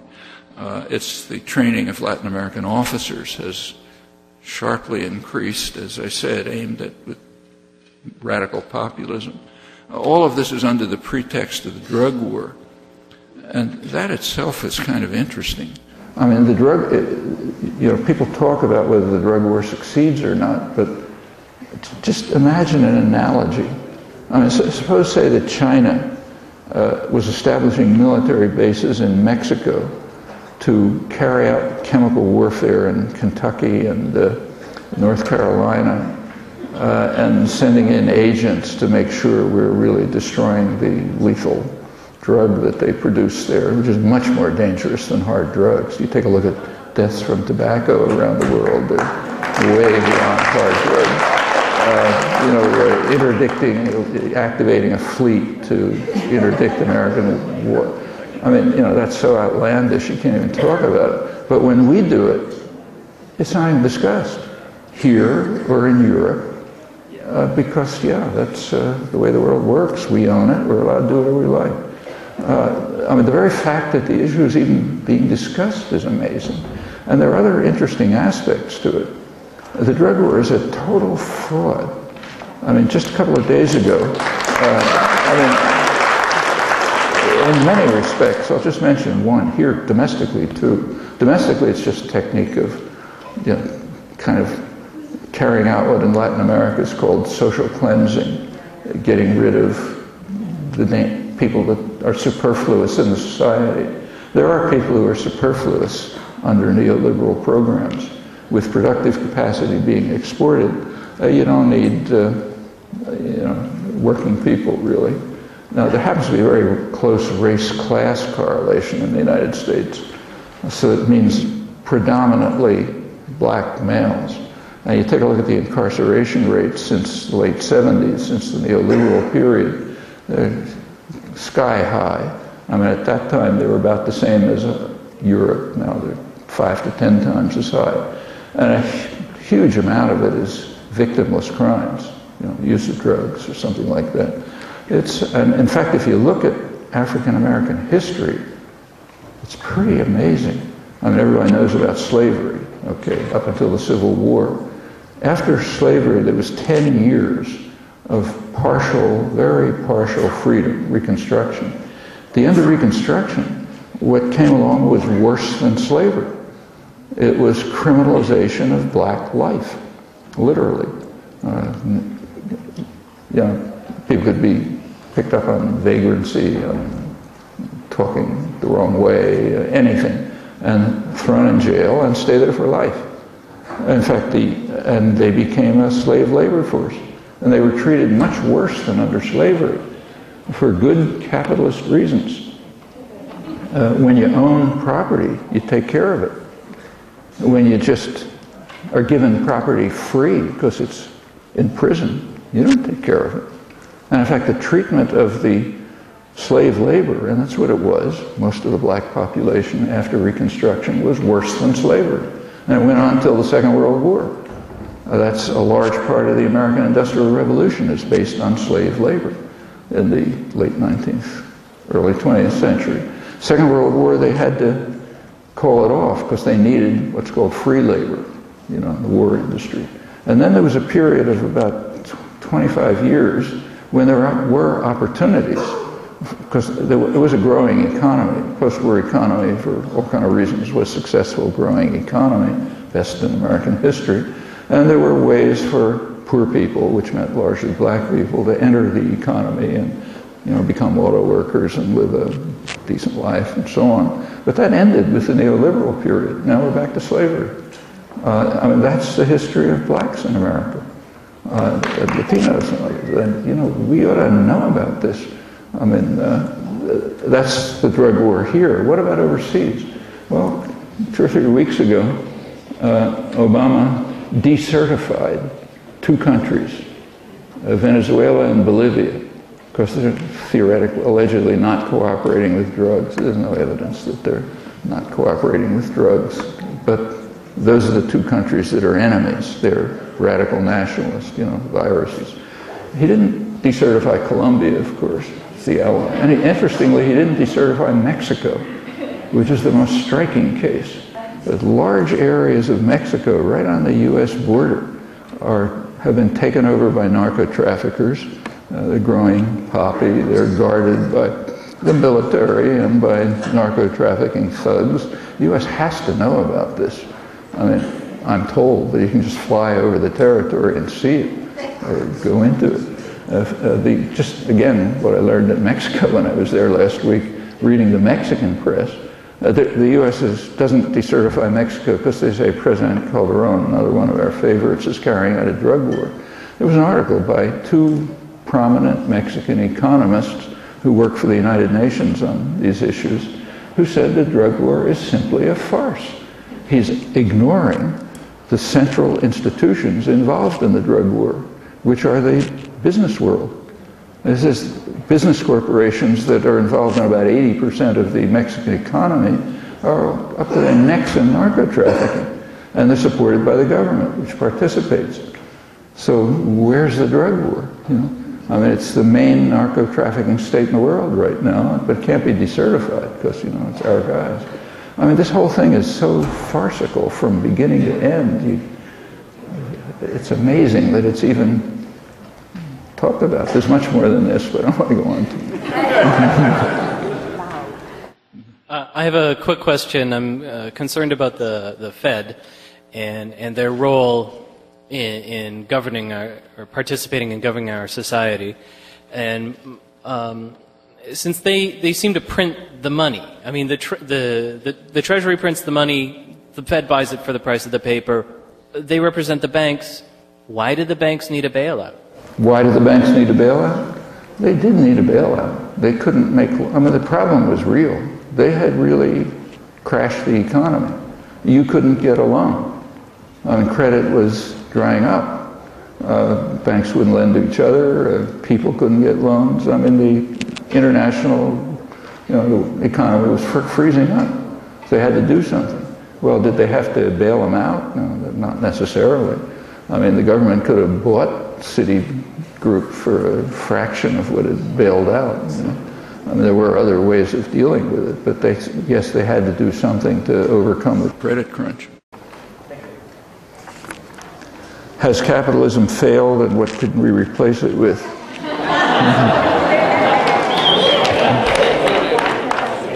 You can't fail unless you start. Capitalism never started. I won't run through the history of the United States, but take Adam Smith, who I quoted before. He had recommendations for the United States. He was kind of like what we would call an orthodox economist. He said he advised the United States to use its comparative advantage. Term came later, but that's what he suggested. We should, this is back in the 18th century, we should produce, crops, fish, fur, and so on, and we should use superior British goods. Any economist can explain to you that that's the right thing to do. We should pursue our comparative advantage, and he said we should be careful not to try to monopolize any resources. Okay, again, go to your favorite economics department and they'll tell you that's exactly the right thing to do. Well, if the United States had followed those principles, we'd be, the scattered population here would be exporting fish and fur. Well, what happened instead is that Alexander Hamilton, who kind of ran the economy, radically violated economic theory. He imposed extremely high tariffs to keep out superior British goods. Therefore, we could start a textile industry with all the, what flows out of that. Later, a steel industry, keep out superior British steel, and so on. And that went on until the mid-20th century. At that point, the United States was so far ahead of everyone else that it was happy to have, free trade on a level playing field, but not really free trade, because the government is up to its neck in creating high-tech industry. The reason you have the internet and computers and all that stuff is because of places like where I work, under Pentagon contracts. That's where they developed the economy of the future. And Britain had done the same thing, and in fact every developed country has done that. The only countries that have followed the rules are the what we call the third world. They had them rammed down their throat. So capitalism's never been started, so it can't have failed. I mean, whatever. And in fact, what we now have, has it failed? I mean, take the financial crisis. Didn't fail for the banks, didn't fail for Goldman Sachs. In fact, as I said, they're better off than they were before. It failed for everybody else, but okay, that's a different problem. And what should we replace it with? Well, replace it with a free society, which means that it should be a democratic society in which there's control over all institutions by the people involved in them, the workplace, communities, and so on. That's an alternative.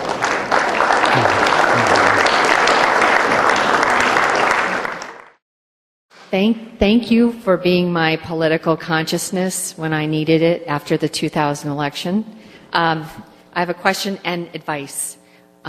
Based on my feeling that unions are trying very hard to keep the owner and employee relationship going instead of having worker-owned collectives, in your opinion, why would the unions want to keep workers beholden to the employee?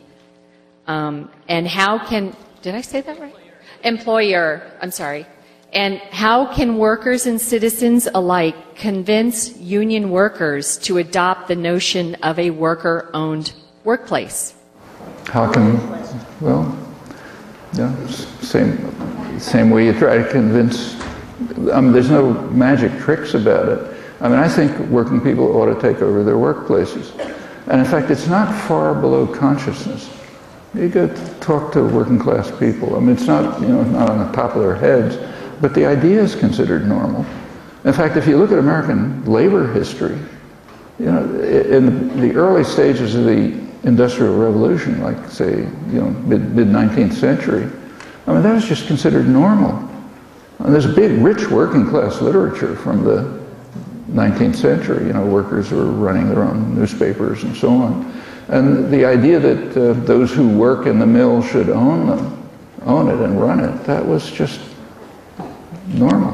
In fact, it was a normal opinion in the United States in the 19th century that wage labor is not all that different from chattel slavery. In fact, Abraham Lincoln held this view. It's not exotic. The only difference between wage labor and slavery is that wage labor is temporary. Slavery is not. But wage labor is just another form of subordination to external power. That was a standard. It was a slogan of the Republican Party. And so yes, I think these things are really just below the level of awareness. And it comes up. Just a couple of months ago, there was a factory in Chicago, Republic Windows and Frame or something, where the workforce was sitting in. And they were about to take it over, just about to take it over, when the corporation that owned it, tried to undermine it, sold it off to somebody. Why didn't the unions? Why didn't the union do it? Well, the union leadership often has mixed motives. They've got their own interests in sustaining a bureaucracy, and the unions in the United States basically are managers that hand over the workforce to the owners for some benefits. It's not a militant union movement. There are exceptions, but like the IWW, but they're not exactly a huge union.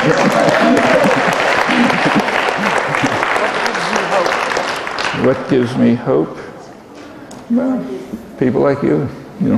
the fact that people are really trying to do things, and in fact, and that there has been progress. You know, it's not the same country that I grew up in. It's a much better one in many ways. Okay, that's because people are doing things like you're doing now. Enough reason for hope. Well, thank you so much for coming to Portland. It's wonderful having you here all the way on the west side of the country where we don't often get visitors like you. So thank you for coming. And as an organizer, I feel like you make it really clear that all of these things are connected. They're all part of one large, paradigm shift that needs to happen. And I think my difficulty as an organizer is we need to organize around an issue or a campaign like the Iraq War or, healthcare, something really specific that we can organize around, but we all realize that we're trying to get people, to turn people into a long-term movement for that larger paradigm shift, but I haven't really figured out exactly how to do that. So I wondered if you had any insights into how we can frame that for people without, taking 5,000 years to sit down and explain it to them. Well, if anybody had an answer to that question, I could refer you to it. I mean, yeah, that's a constant problem. I mean, you have to organize. Look, you can organize people about getting a traffic light where children have to cross the street on the way to school. And if a community finds that they can do that, that encourages them to go on to something else. I mean, that's what organizing is. Or it could be the Iraq War, or it could, in fact, if you look at the total amount of activism going on in the country, it's beyond the 60s. But it's very scattered and atomized. People I notice, I travel around a lot, In fact, one of the reasons for coming places, and at least for me personally, is it brings people together who don't even know about each other, but maybe doing the same kinds of things. And it's the same, like I live in Boston. I've been there for almost 60 years, but... Tell her something. What? Oh, sorry. There's a panel on Sunday titled, How Should We Fight for Change? Be there. I'll tell you something about Boston and then stop.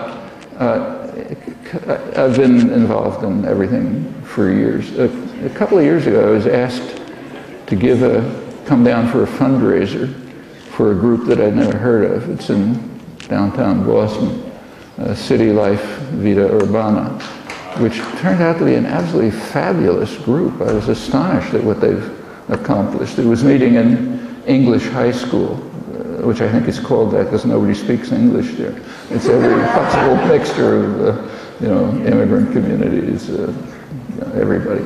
But it's a terrific group which works on all kinds of things, from things like traffic lights to educational programs to health programs to community organizing activities to, everything you can imagine that's needed in the community.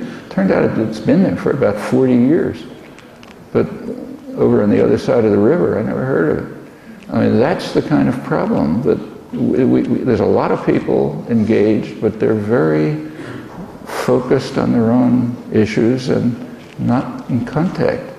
One of the great successes of the business propaganda system has been to atomize people.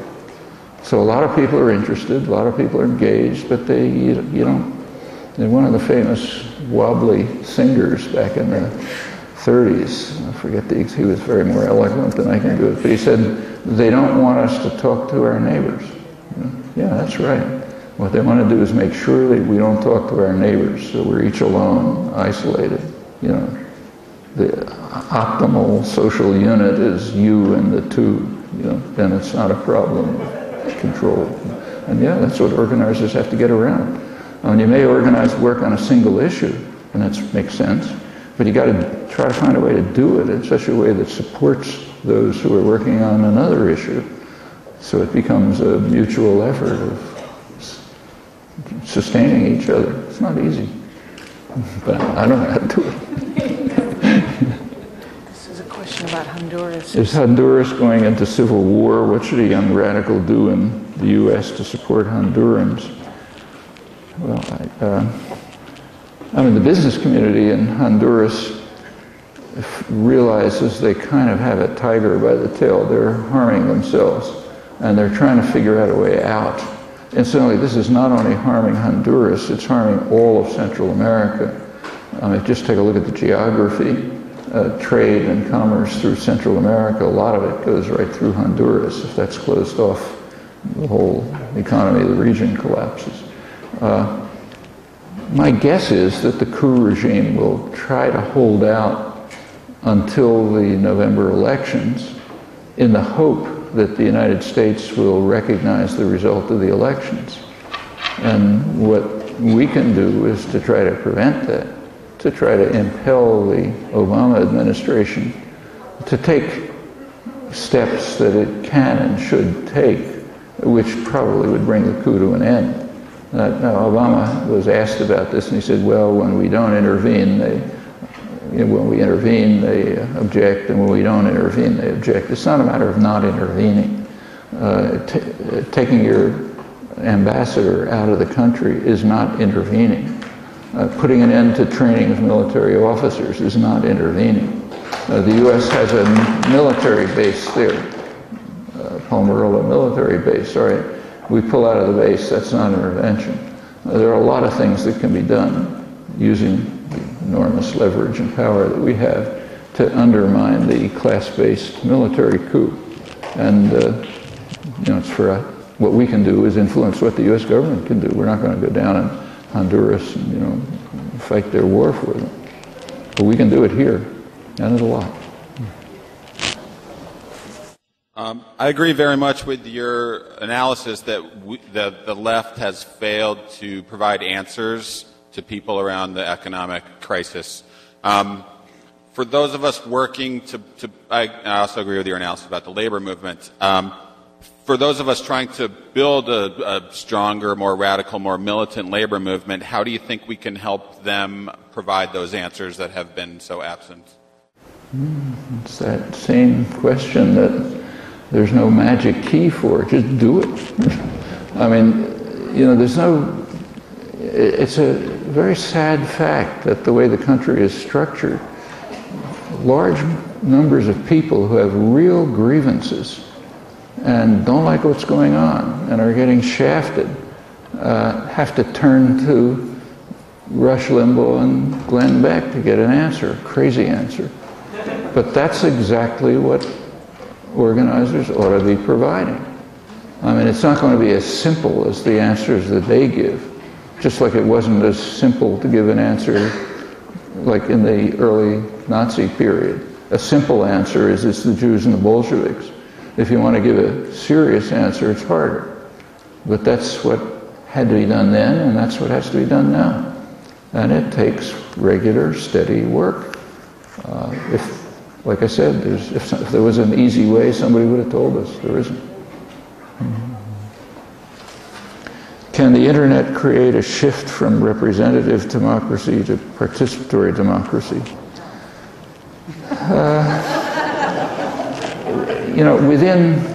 You can imagine a social structure in which the internet could be a device that could be used to interchange ideas, reach agreements, and so on. But you got to have the social structure first. The internet is just, it's just a piece of technology, and to use it requires understanding. Like theoretically, for example, you have a huge amount of information available on the internet, but that's purely theoretical. You don't have the information unless you know what to look for. It's just like, suppose you're a biologist. If you're a good biologist, you don't read all the professional journals. If you did that, you'd do nothing else. You know what to look for because you have a framework of understanding that says, here's what I look for. And if I see this tidbit here, I'll try to check it with something there. And most people don't have that, and not their fault. You can't develop that by yourself. That takes organizations. That's why labor unions were an educational force. People come together, the working class education groups. I can remember it from my family back in the 30s. That's where they got a lot of their education. But it takes structures, organizations, and so on. Then, in that context, yeah, maybe you can use the internet effectively. Without the context, it's, you know, it's just a game. Thanks for being here tonight, first off. Okay. Okay. You got to lose a couple of inches.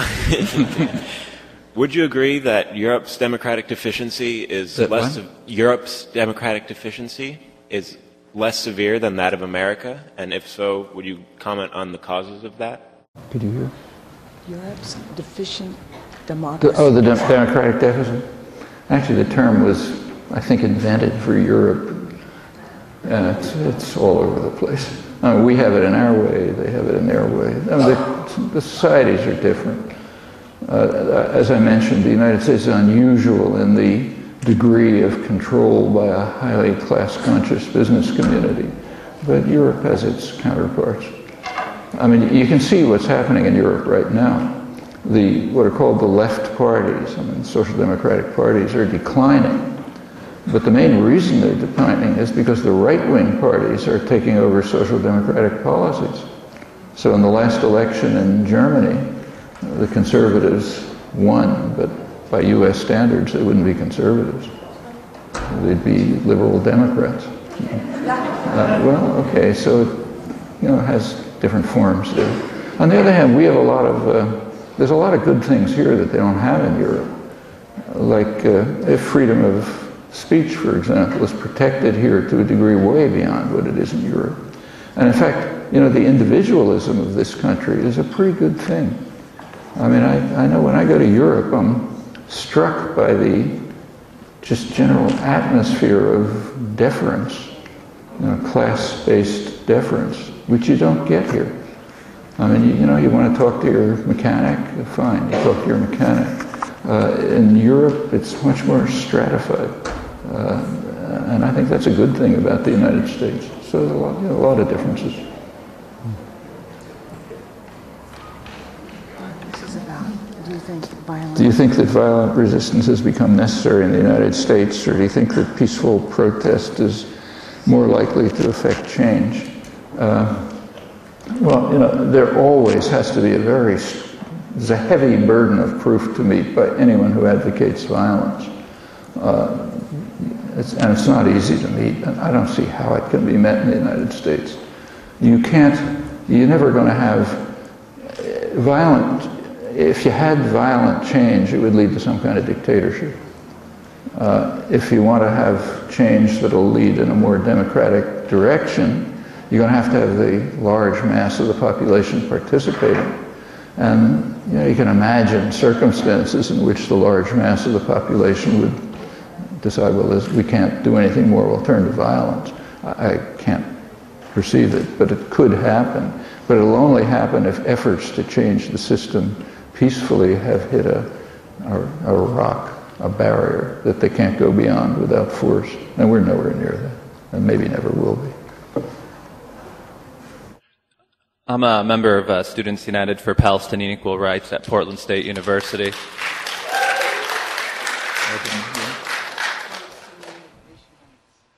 We're sending a contingent of students to Gaza for the Gaza Freedom March that's going to be taking place on January 1st of 2010. I understand that you're an endorser of that march, and there's been some rumors within the activist community that are going to be going that you may be attending that march. My first question is, will you be going? We hope you will. The second question is, where do you see, in terms of activism for Palestine, the BDS campaign, direct, nonviolent protest? Well, I think the march was a really good idea. And I continue to endorse it, but with less enthusiasm than before. I think it's been, the nature of it has been modified in a way which I think is kind of sectarian and not wise.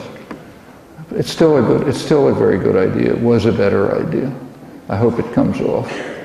I might participate. I don't know. But was that the whole question, or was there another part? I mean, I'll tell you, the real problem in Palestine is not there, it's here. I mean, it's like a lot of things. If you want to really change policy, you direct your tactics at the United States, not at Israel. Everything that Israel's doing, it can do with U.S. endorsement and support. Like right now there's a big debate about, mostly farcical debate about expanding settlements in the West Bank. All right, you want to stop settlement expansion, stop paying for them. Okay? Now, Obama's not doing that. In fact, Obama made it very clear that any, nice talk about don't expand settlements, but he made it very clear that he's not going to take anything beyond symbolic actions. He's not going to go as far as George Bush I, who tacked on very mild sanctions. He said, we're not going to do that. So why shouldn't Netanyahu build settlements? The paymaster pays for it. You get military and diplomatic support. I mean, like take this thing that I mentioned about the International Atomic Energy Agency. Problem's here. It's here that was blocked. It's here that there's been a rejection for 35 years of a political, short-term political settlement, which everybody in the world agrees on. So yeah, I think tactics really ought to be directed here. I think it's important to try to symbolically try to break the siege, for publicity reasons and so on, and just support and solidarity for people who are really suffering. But if we want policy to change, we ought to direct things here. Because what about Mr. Kucinich and a third party? Well, I think we might call it a second party. We have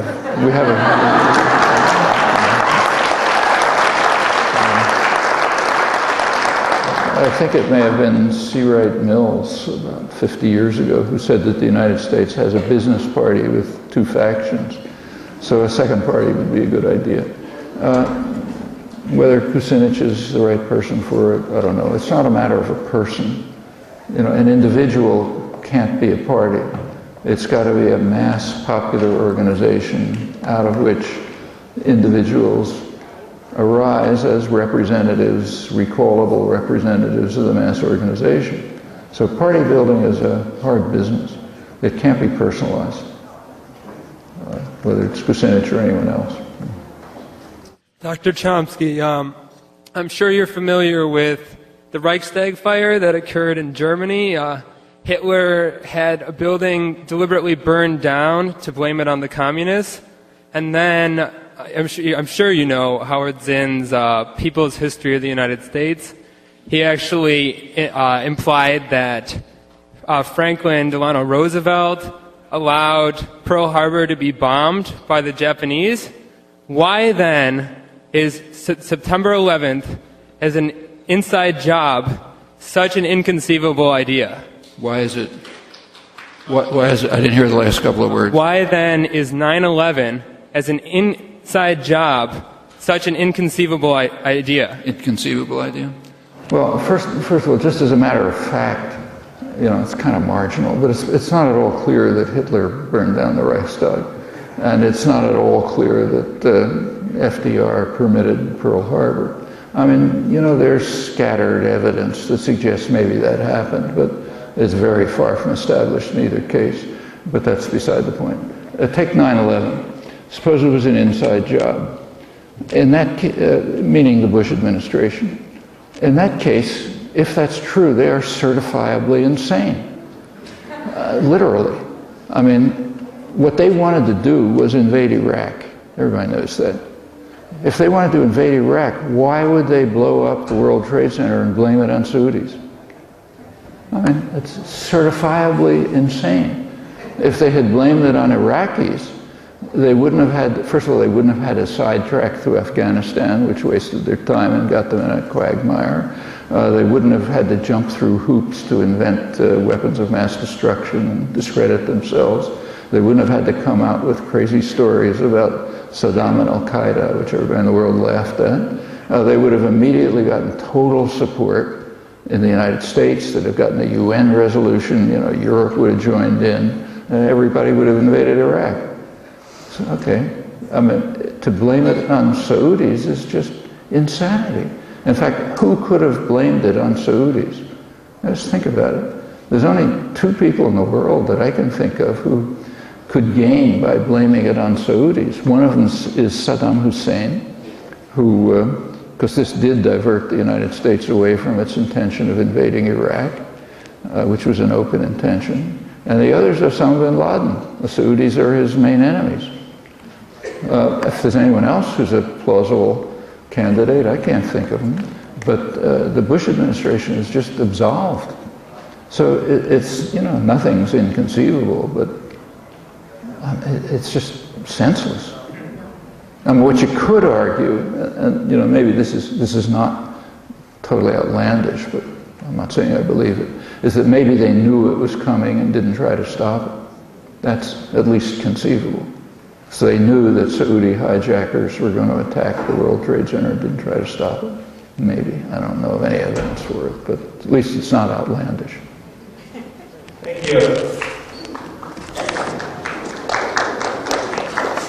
Could you describe what you learned on your recent trip to Venezuela? Do you think the United States is going to be able to continue successfully to interfere with sovereignty of Latin American countries much longer?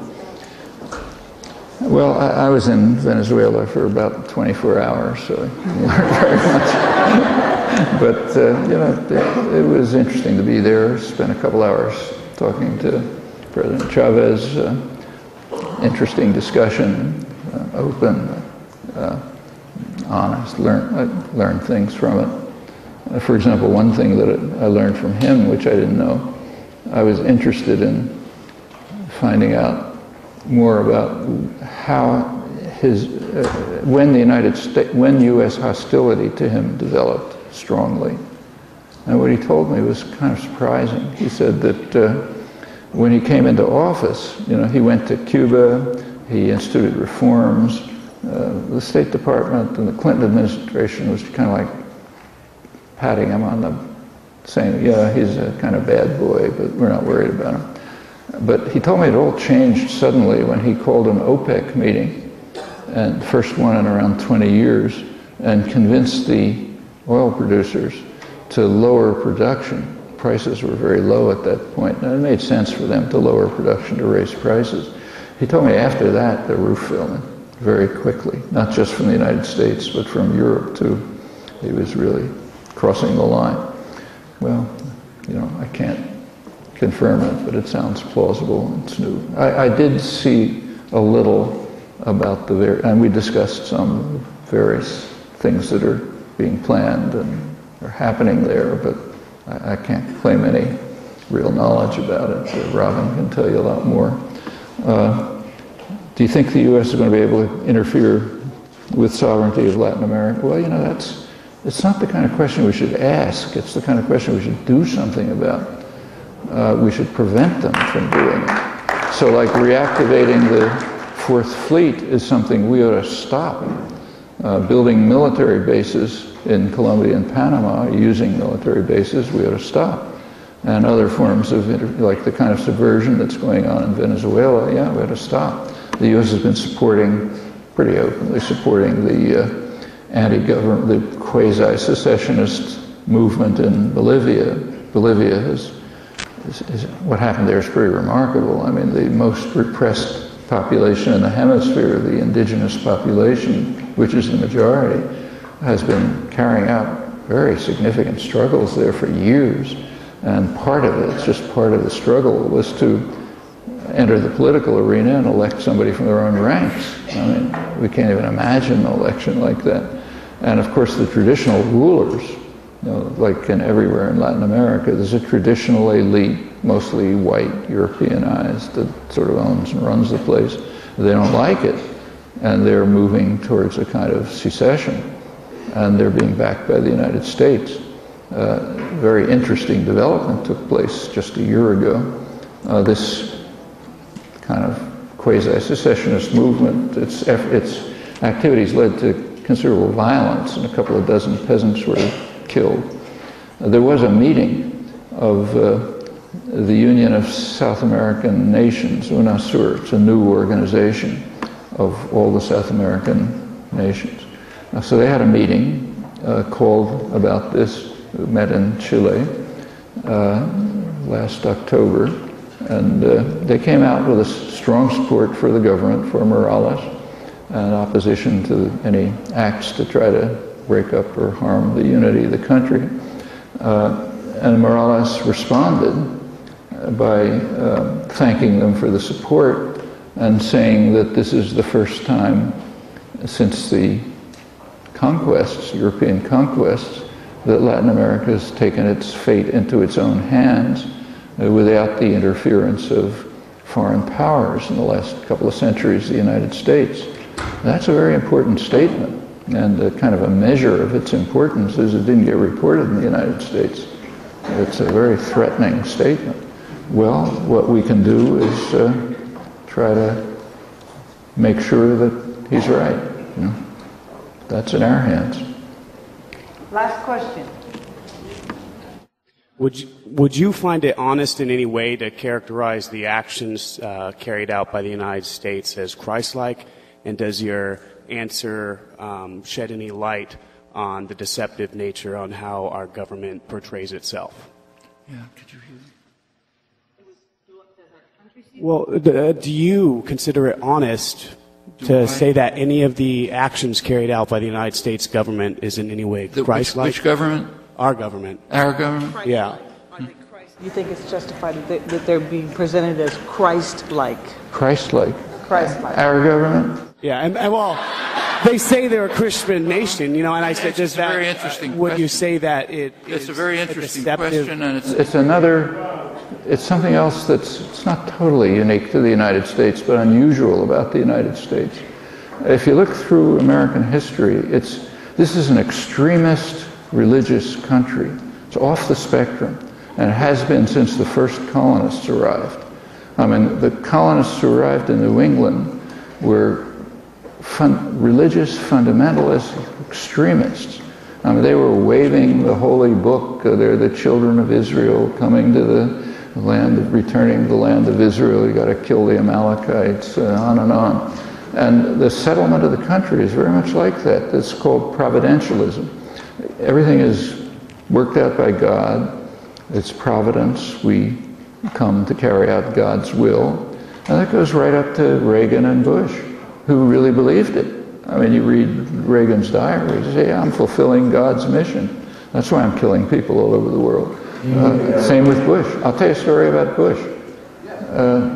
I learned about this, but I didn't believe it, but it's been, so I didn't write about it, but it's since been confirmed, and it's in print now. In January 2003, when Bush was trying to round up countries for, to join the war in Iraq, he met with the French President, Chirac, and he started off on some kind of a harangue with Chirac about a very obscure passage in Ezekiel, which refers to Gog and Magog coming from the north and doing something. Nobody knows what it means. Nobody knows what Gog and Magog are, the people, places, anything. But there's, in a certain extremist fringe of, evangelical fundamentalism, there's a whole story about this. Reagan believed that for him, Gog and Magog are Russia coming, and for Bush, it's Iraq. So it's supposed to lead to Armageddon, and everybody who's saved goes to heaven, and so on and so forth. Well, Chirac didn't know what the heck he was talking about. So he contacted the French Foreign Office, the Élysée, and said, can you explain to me what this lunatic is raving? And they didn't know, so they contacted a Belgian theologian. That's how I found out about it. He sent it to me. The Belgian theologian wrote a kind of a disquisition on this passage and what it's supposed to mean and so on. And I got a copy of it, but I figured this is too crazy. It can't be. So I never wrote about it. But a while back, I was talking to an Australian political scientist, and I told him about it, and I gave it to him, and he researched it.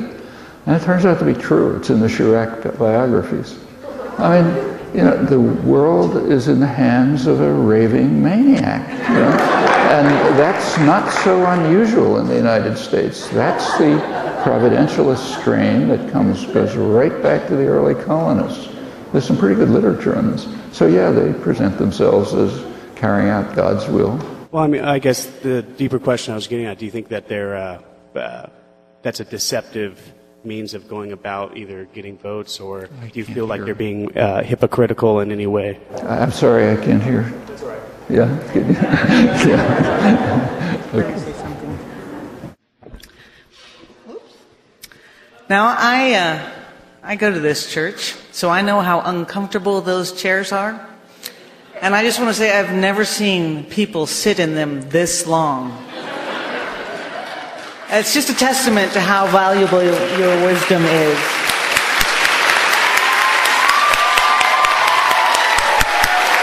You've been listening to linguistics professor emeritus, author, and lecturer Noam Chomsky, speaking at the Econvergence Conference in Portland, Oregon on October 2nd, 2009. To find out more about Noam Chomsky and his work, please visit the Noam Chomsky website at chomsky.info.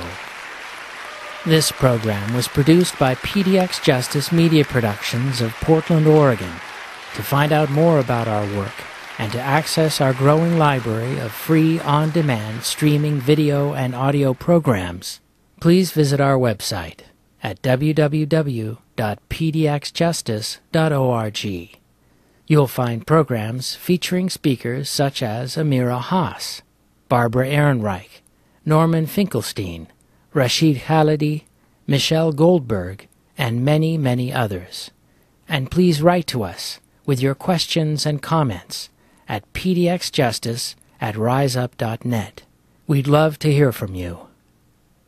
Thanks for tuning in, and thanks for supporting listener-sponsored radio, public access cable television, net neutrality, independent bookstores, and all forms of grassroots, democratic community media.